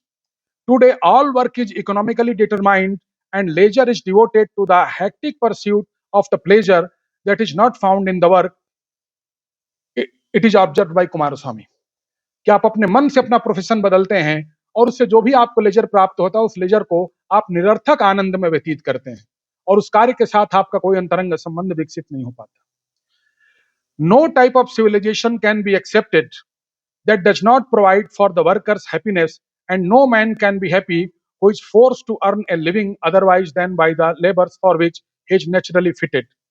I say that no man can happy but in that station of life to which it has pleased God to call him, that man is literally unfortunate if either the state or his own ambition brings it about that his fortune and his nature are incongruous. Caste, according to Kumar Swami or Jati, is determined by Swadharma, and in his words, the hierarchy of the castes is not a hierarchy of race but of functions and of standards and ways of living, he writes. At the back of all Indian metaphysics lies the conception that the existence world in all its variety originates in a primordial differentiation of one into many, and that it can only be preserved in a state of well-being by an extension of the thread of the sacrifice. by its ritual perpetuation, whereby the process of creation is continued, just as human line can only be extended by a perpetuation of father-mother relationship, which are also to be regarded as ritual acts. Now, the archetypal sacrificer is often called the all-worker Vishwakarma, and its a human mimesis, in fact, demands a cooperation for all the skills that man possesses, or in other words, that of all kinds of men. Hence, if the sacrifice is to be correctly, that is perfectly performed, which is essential to the success of its purpose, the sacrificial society must include all kinds of artists. In this sense, it is literally true that, as the Indian phrase would run, the vocations are born of the sacrifice. Conversely, the vocations themselves are sanctified. And even when the craftsman is working for the benefit of other men and not obviously to provide the essentials of a divine service, his operation is right. Caste then is not synonymous with class. It must be remembered that in a vocationally integrated society, a proportionate equality is practiced. The whole position is, according to Kumaraswamy, analogous to the of a family, as Aristotle observes. Everything is ordered together in one end, but just as in a household, the free have the least authority to act as random and have most of all of their actions arranged for them, whereas the footman and animal have but little common responsibility and act for the most part of random. कुछ चीजों को मैं छोड़ करके आगे बढ़ रहा हूं क्योंकि इसमें बहुत समय लगेगा. Traditionally, the inheritance of functions is a matter of rebirth, not in the current misinterpretation of the word, but as rebirth is defined in Indian scriptures and in accordance with the traditional assumptions that the father himself is reborn in his son. According to this conception, the father, as regards his empirical personality or character, is reborn in his son, who is to all intents and purposes identifies with him and takes his place in the community when he retires or dies. Kumaraswamy writes, just as for Plato, so far there are two natures in man. Of these two, one is the mortal or individual personality or character of the man, the other the immortal and the very person of the man himself. It is only the former individual nature that Varna can be applied.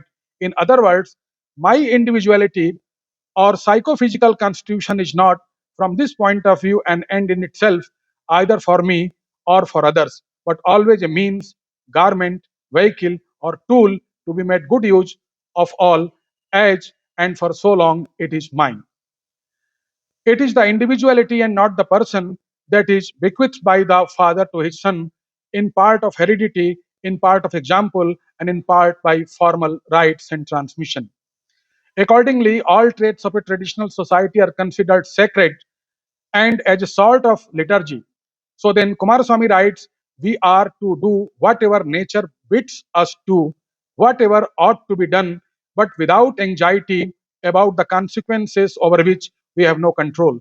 We are to surrender all activities to him, H capital, that they may be his and not ours. They will no more after him than a drop of water sticks to the shiny lotus leaf. There is no liberation by merit, but only by working without ever thinking that I, that which I call myself, is the actor. The caste system has been painted in such dark colors only because it is incompatible with the existing industrial system.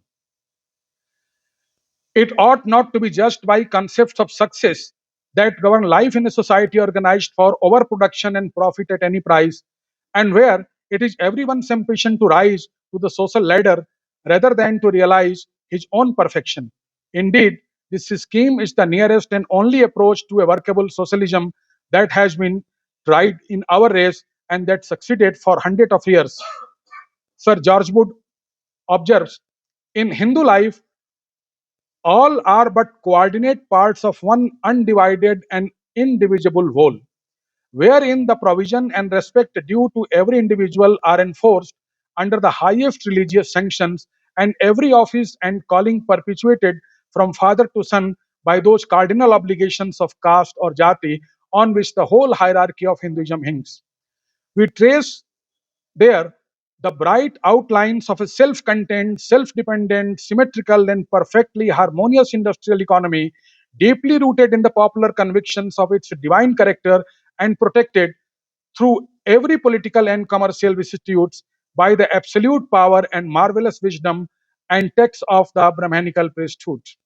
Such an ideal order we should have help impossible of realization, but that it continues to exist and to afford us in the yet living results of its daily operation in India, a proof of the superiority in so many unsuspected ways of the hierarchical civilization of antiquity over the secular, joyless, inane and self-destructive modern civilization of the West. और इसीलिए आनंद कुमार स्वामी कहते हैं कि modern civilisation is a murderous civilization without any conscience and ideals. Without any conscience and ideals.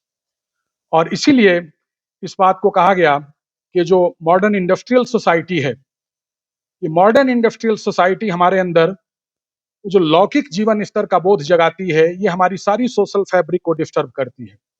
The origin of the very idea of standard of living is the beginning of the destruction of the fabric of the society. This has been called by Anand Kumar Swami. After that description of Indian liberals and socialists and other scholars have been given, their contribution in making our mind and our mental configuration has been explained in a great detail. I think that we should escape from it. A traditional social order, that of India, is not a haphazard development, but imitative of a theory of or body of principles or values that are understood to have been revealed and of which the truth is taken for granted. Institutions represent an application of metaphysical doctrines to contingent circumstances and take on a local color accordingly, changing with the times but maintaining throughout a high degree of stability. बहुत important line है ये. A traditional social order like that of India is not a haphazard development, but imitative of a theory or body of principles or values that are understood to have been revealed and of which the truth is taken for granted. Institutions represent an application of metaphysical doctrines to contingent circumstances and take on a local color accordingly. It's but natural. Changing with the times, but maintaining throughout a high degree of stability. In the traditional society, one respects established institutions, and if anything goes wrong, one does not assume that it can be put right by institutional revolutions, but only by change of mind. We have told about it earlier. Leaving the order itself unchanged, reformation can only imply what the word itself imports, a return to some form from which a deviation has taken place. In that Hindu life, all are but coordinate parts of one undivided and indivisible whole, wherein the provision and respect due to every individual and enforced under the highest religious sanctions, and every office and calling perpetuated from father to son by those cardinal obligations of caste on which the whole hierarchical Hinduism hangs. In accordance with the cosmological theory, the social order is differentiated on a hierarchical principle of Varna, the Brahman, the Kshatriya, the Vaishya, and the Shudra. This fourfold hierarchical differentiation or sacred stratification of society is not based on the economic and political needs of collective life, though these must, of course, be provided for. It is based on the essential nature of man. Members of each jati consider themselves the supreme authority in managing their affairs. This naturally gave them a sense of contentment and satisfaction. Apart from pride, there was a sense of fulfillment among members of each jati in pursuing the vocation inherited from their forefathers and in observing the rites proper to it. The vocation is not for jati, it is jati for vocation. Any society has to depend on the proper execution of a variety of jobs. Hindu society is a well-knit union of a number of small groups which are themselves bound up separately as jatis, the emanating factor being devotion of the Lord. As has been already remarked, the syntax of the crucial Hindu ontological question entails a complete, all-inclusive, absolute involvement of the Hindu. Sociologists have always noted this characteristic of Hinduism. Hindu religion regulates and permeates the everyday life of the Hindu from its most important to its most trivial details. There is therefore a fundamental sense in which Hinduism and Hindu society are inseparable. This is most important statement. In a fundamental sense, Hinduism and Hindu society are inseparable. Unless very highly spiritual already, one cannot be a Hindu if one have no Hindu society to live in. Hinduism and Hindu society are inseparable. It follows that to undermine one is to destroy both. Our problem is this, that why the traditional setup of things or traditional setup of education, we cannot inculcate these things in our today's society. This is because of this. Because to run a traditional type of system, we have the traditional type of acceptability also, the structure also. Traditional type of system can be run only a traditional type of structure. We are trying to inculcate traditional type of system in a modern type of structure. This is our problem. This is the dilemma.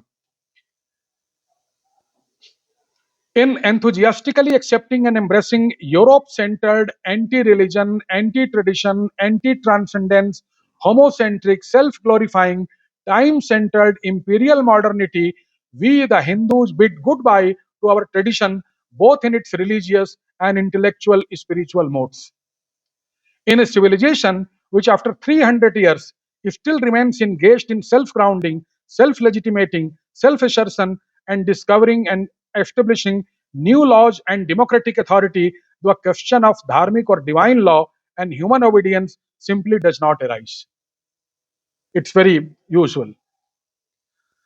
There is today only secular statute law, which is based on the total denial of all transhuman, transhistorical sources and authority of law, justice, and morality. The impossibility of any Hindu society or Hindu religious life under the anti-religious and imperial regime of modernity, and more specifically under the regime of anti-Hindu democratic secular rule of the Indian state. These are the observations made by Professor A.K. Saran in his book, Hinduism in Contemporary India. If the life of a Hindu qua man and the Hindu is obedience to the dharmic law, that is law, code of conduct, as the telos of the life transmitted from above, from the transhuman, transtemporal source, dharmic source, then in the absence of such law, Hindu society is dead qua Hindu and qua human society. The present politico-social conditions in India are indeed deadlier than ever for any Hindu religious social life, properly so called.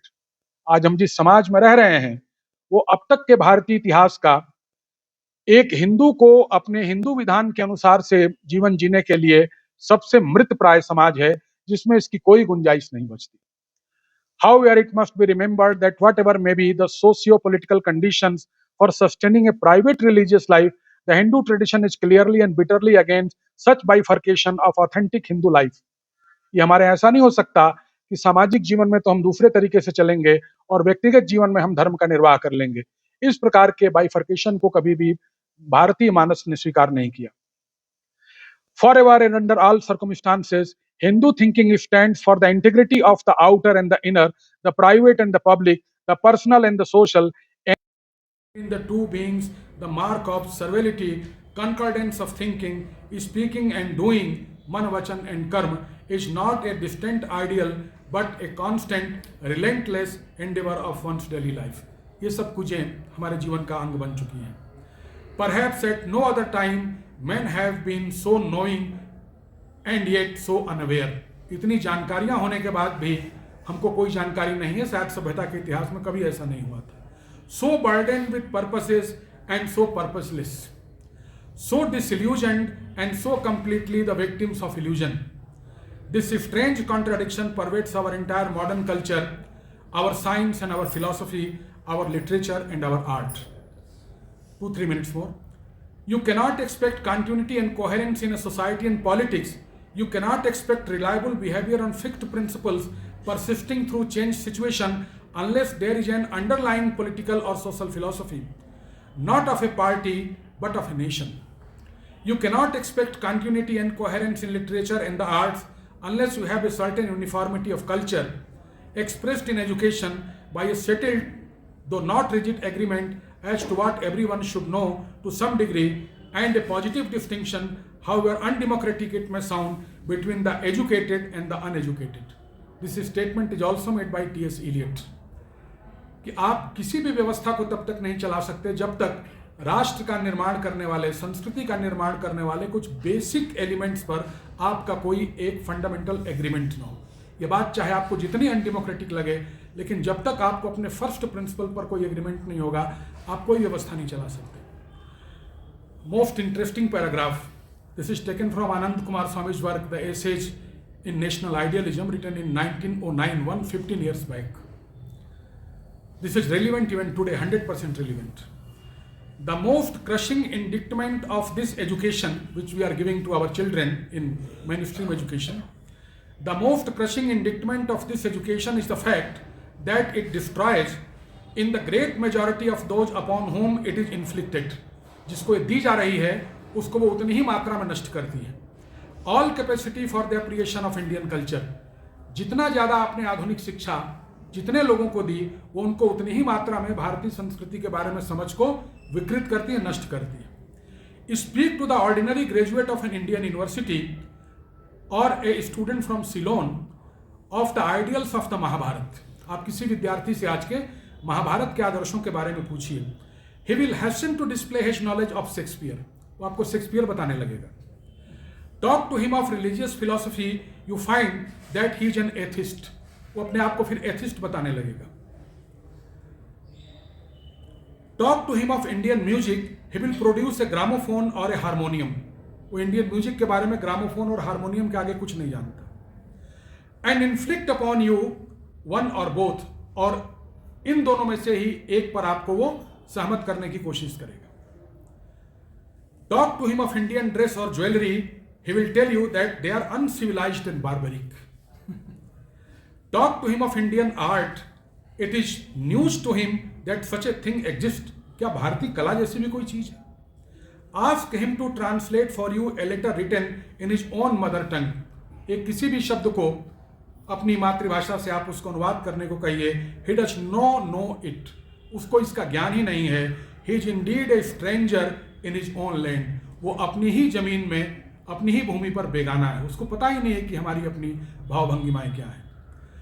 Finally, Sir George Birdwood truly says, our education has destroyed their love of their own literature, the quickening soul of a people, and the delight in their own arts, and worst of all, their repose in their own traditional and national religion.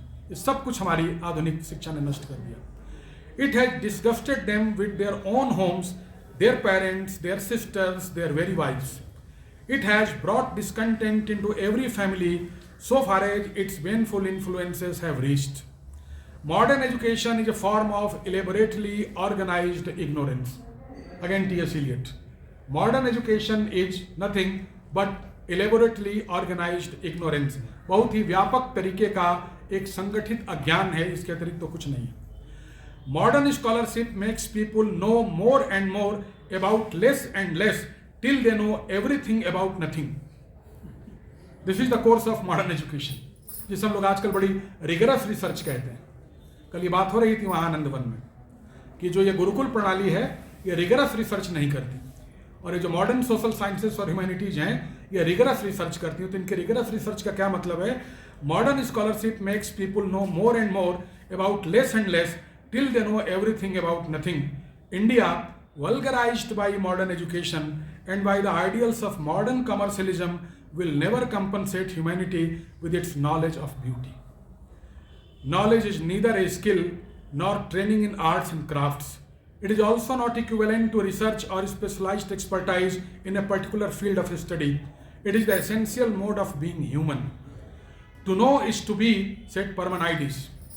Knowledge as the highest modality of the being of man is the link between the human and the divine.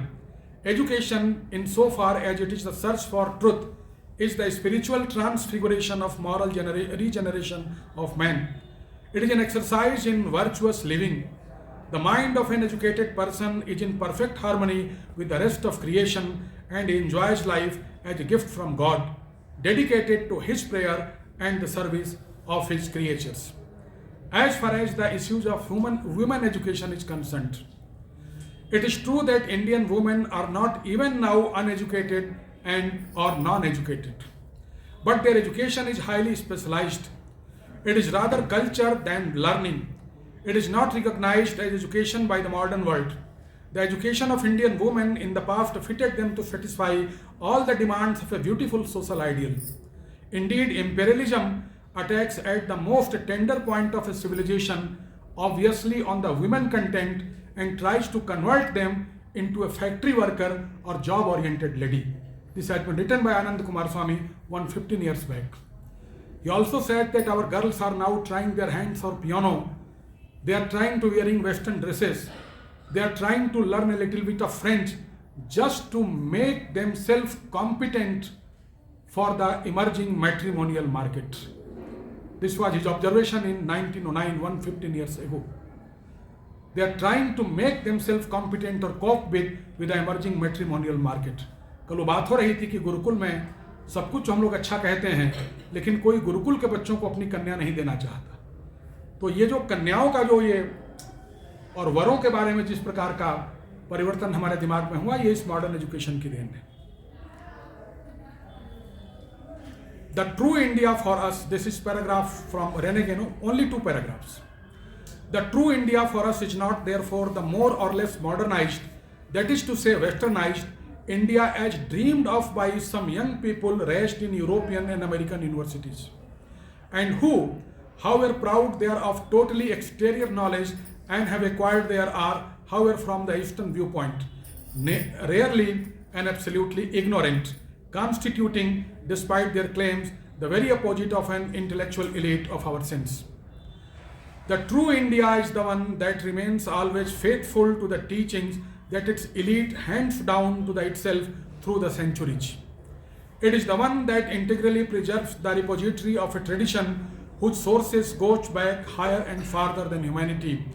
It is the India of Manu and the Rishis, the India of Sri Ram and Sri Krishna. This paragraph is made by René Guénon, a French philosopher. The recovery of the old knowledge. What is our goal? What is our duty now?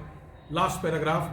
The recovery of the old spiritual knowledge and experience in all its splendor, depth and fullness is its first, most essential work.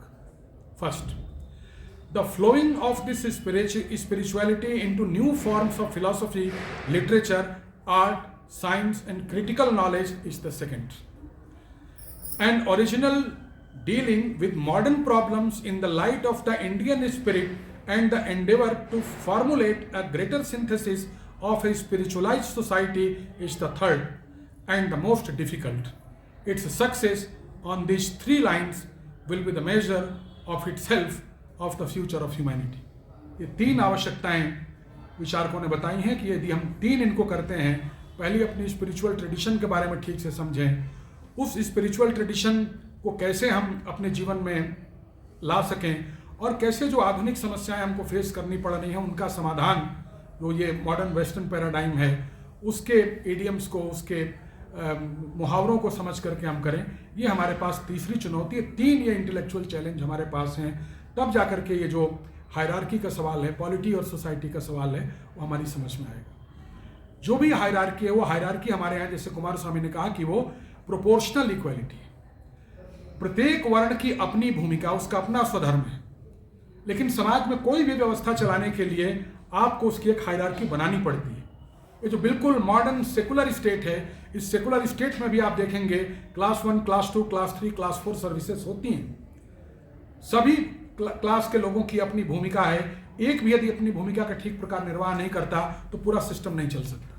इसी प्रकार से हमारे यहाँ भी उस स्वधर्म का विधान है, लेकिन उस स्वधर्म के विधान के बावजूद भी आपको व्यवस्था को चलाने के लिए इस प्रकार की चीजें आपको मैनेज करनी पड़ती है। इसमें किसी जात के प्रति कोई घृणा का भाव नहीं है, बल्कि वो जो मेटाफिजिकल प्रिंसिपल्स हैं, वो जिस तरीके से अवतरित होते हैं विभिन्न जातियों में, वो ठीक तरीके से प्रॉपरली प्लेस हो, ये हमारी चिंता है।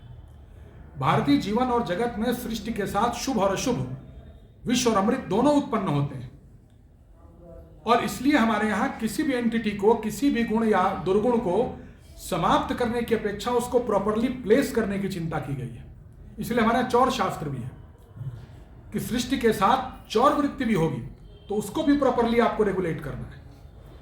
वेश्याओं के लिए भी निर्देश है, सन्यासियों के लिए भी निर्देश है। तो हर प्रकार की पॉसिबिलिटी संसार में व्याप्त होगी, उसमें से हम किसी का शमन नहीं कर सकते, बल्कि उसको हम प्रॉपरली प्लेस कैसे करें ये हमारे लिए मुख्य चिंता है। और इसी संदर्भ में हमको ये जो जाति की व्यवस्था है और उसका जो सोपान क्रम है उसको देखना चाहिए।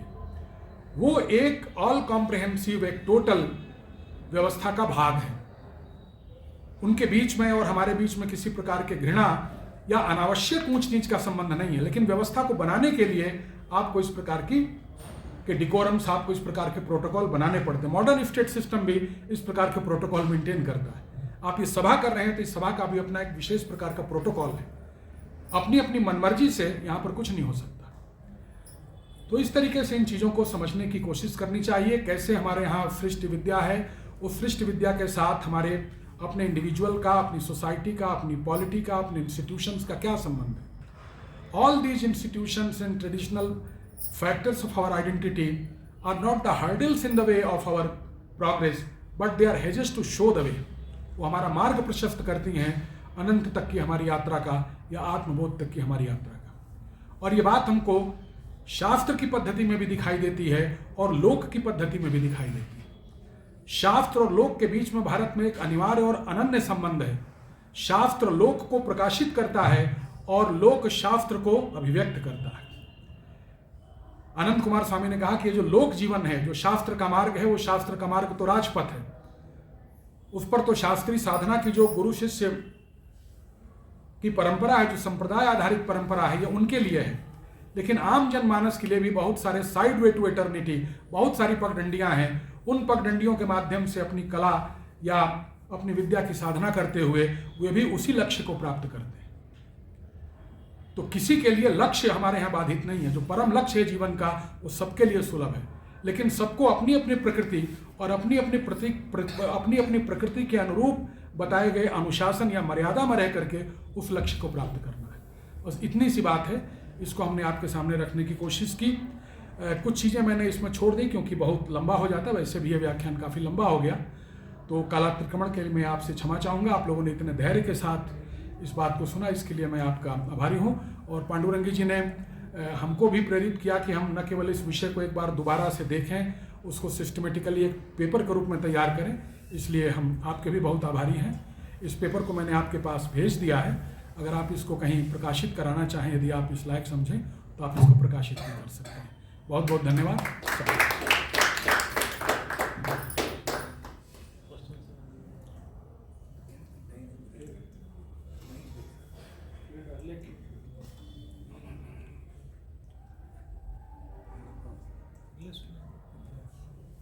I have a question.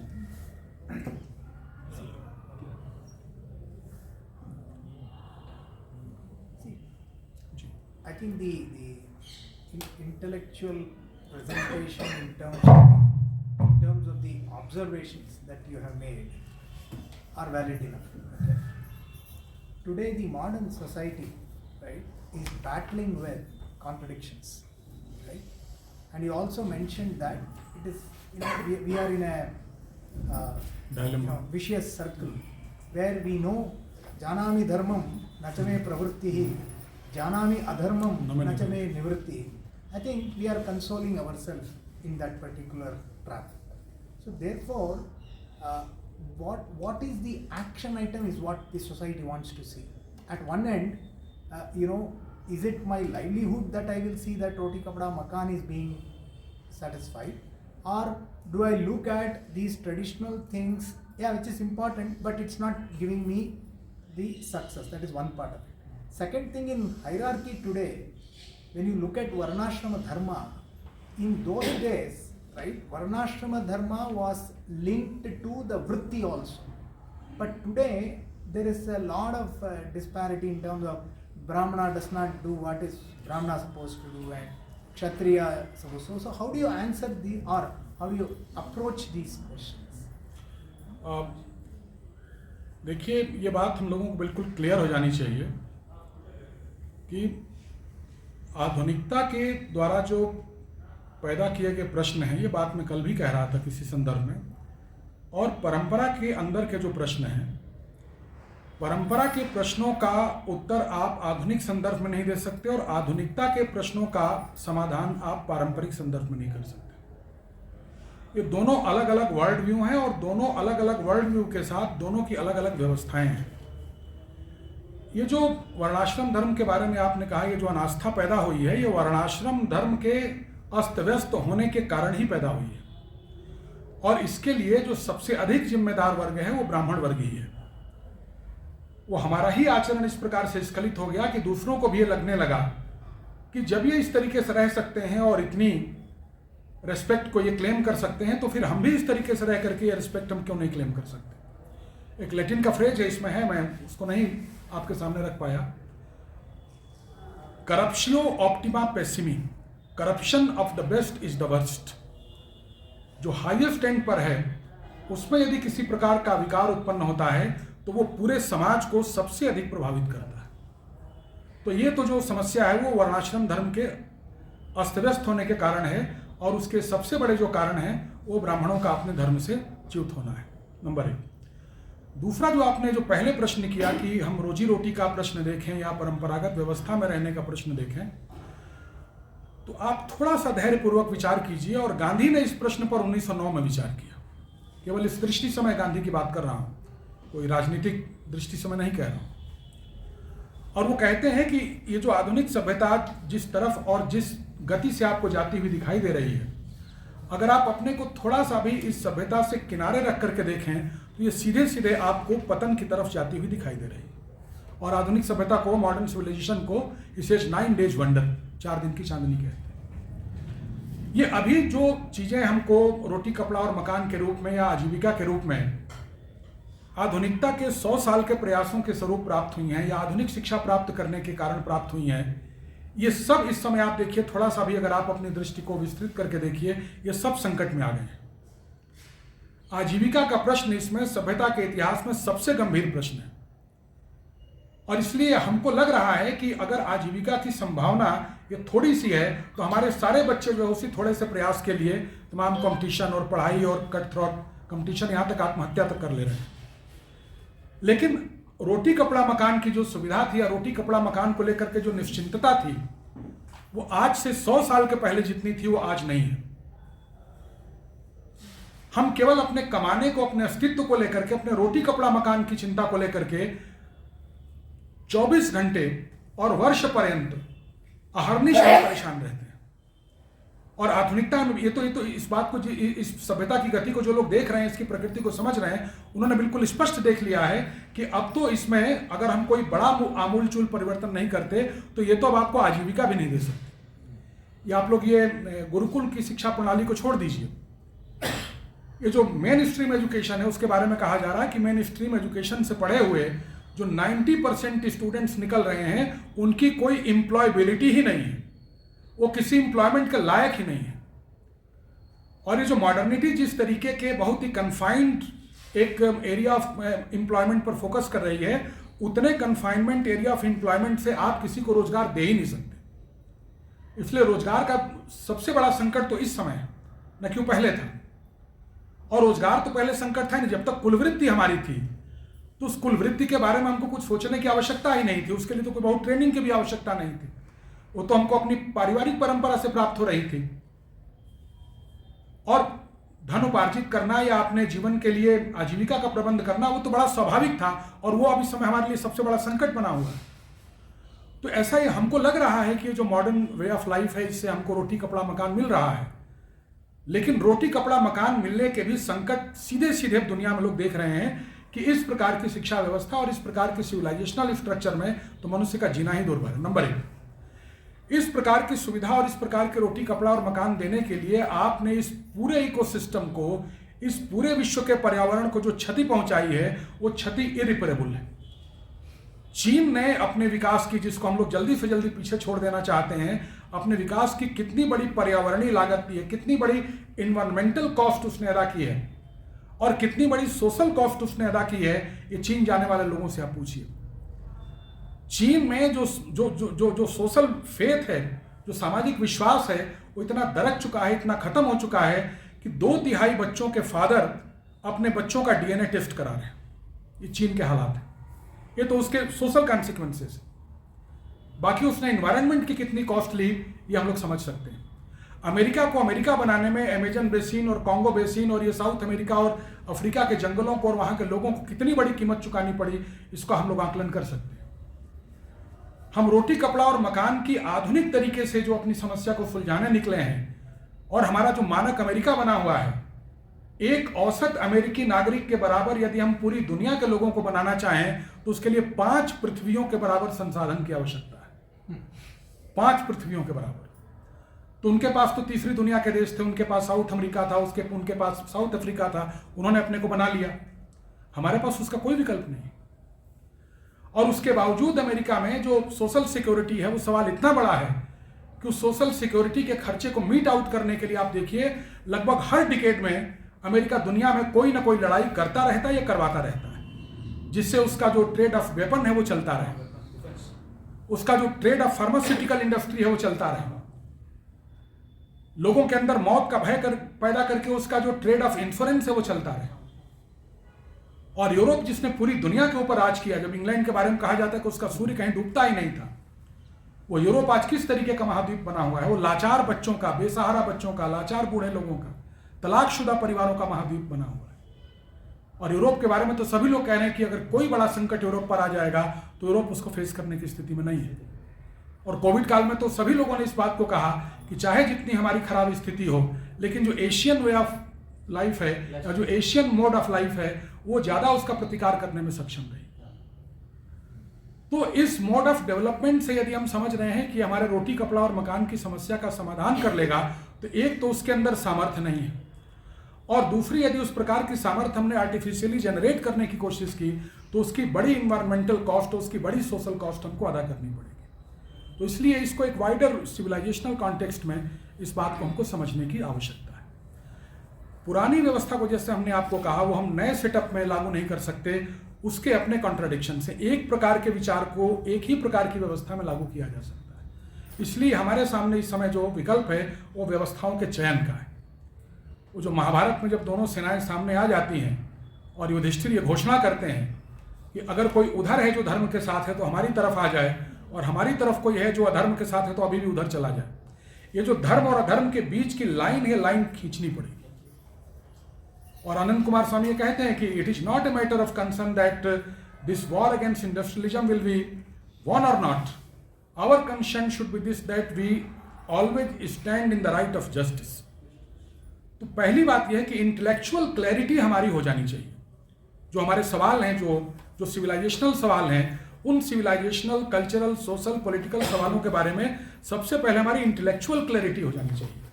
जब इंटेलेक्चुअल क्लैरिटी हो जाएगी तो हम जहां हैं, जो हमारी सामर्थ्य है, जितना हम कर सकते हैं उतना हमको करने की कोशिश करनी चाहिए। और अगर हमारी प्रायोरिटीज केवल बदल जाती हैं कि हम एक मॉडर्न सिस्टम को ही पसंद करते हैं और उसमें एक फैशनेबल तरीके से हम कुछ ट्रेडिशनल कोई प्रोजेक्ट लेकर के चलते हैं, तो उसका एक अलग प्रभाव पड़ेगा। लेकिन यदि हम इस मॉडर्न सिस्टम में रहते हुए भी एक ट्रेडिशनल वे ऑफ लाइफ के लिए एक कन्विक्शन के साथ, एक आस्था के साथ अगर हम कोई मार्ग तलाश रहे हैं तो उसका एक अलग प्रकार का प्रभाव होगा। तो हमारी प्रायोरिटी क्या है, हमारा अट्रैक्शन किसके प्रति है? अगर ये केवल प्रायोरिटी भी अगर हमारी चेंज हो जाएंगी और वो इंटेलेक्चुअल क्लैरिटी अगर हमारे विद्यार्थियों में, हमारे स्टूडेंट्स में आ गई, तो हम जहां भी हैं, जितना जैसा भी करेंगे, हम कुछ बेहतर दुनिया के लिए ही करेंगे। धन्यवाद।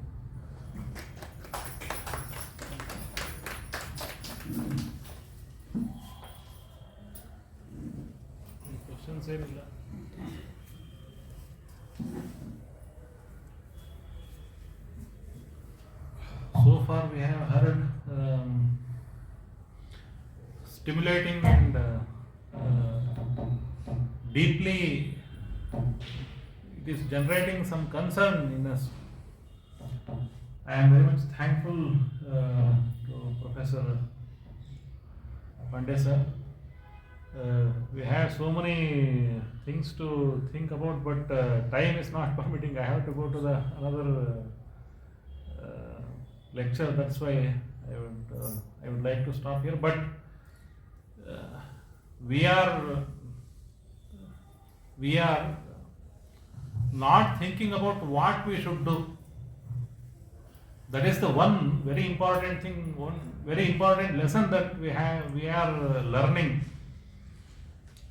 The society is, the people, they were staying in the villages, they came to the cities. Now from cities they are not satisfied, they are all into America. We don't know where they will go to where they will go, next generation people, where they will go to the Mars or moon, or don't know what will happen, how they are satisfied. And it is time that we invent a new way, or to invent a new way to substantiate, or to make it sustain the old way. New way to sustain the old way. That is the time of new invention. We need to think more and come with new solutions. Thanks to Professor Chandra Pandey. Very stimulating lecture, and I am very much astonished by the thoughts of Anand Kumar Swami, who wrote about the evils of the modern education 100 years ago. We don't know what will happen, but we have to waken up. That is the purpose of organizing this lecture. Sarvebhyah dhanyavadah. All people who are here, thanks to all of you. Katyacharyaः agatya tesham sammananam kuर्वन्तु इति अहं प्रार्थये.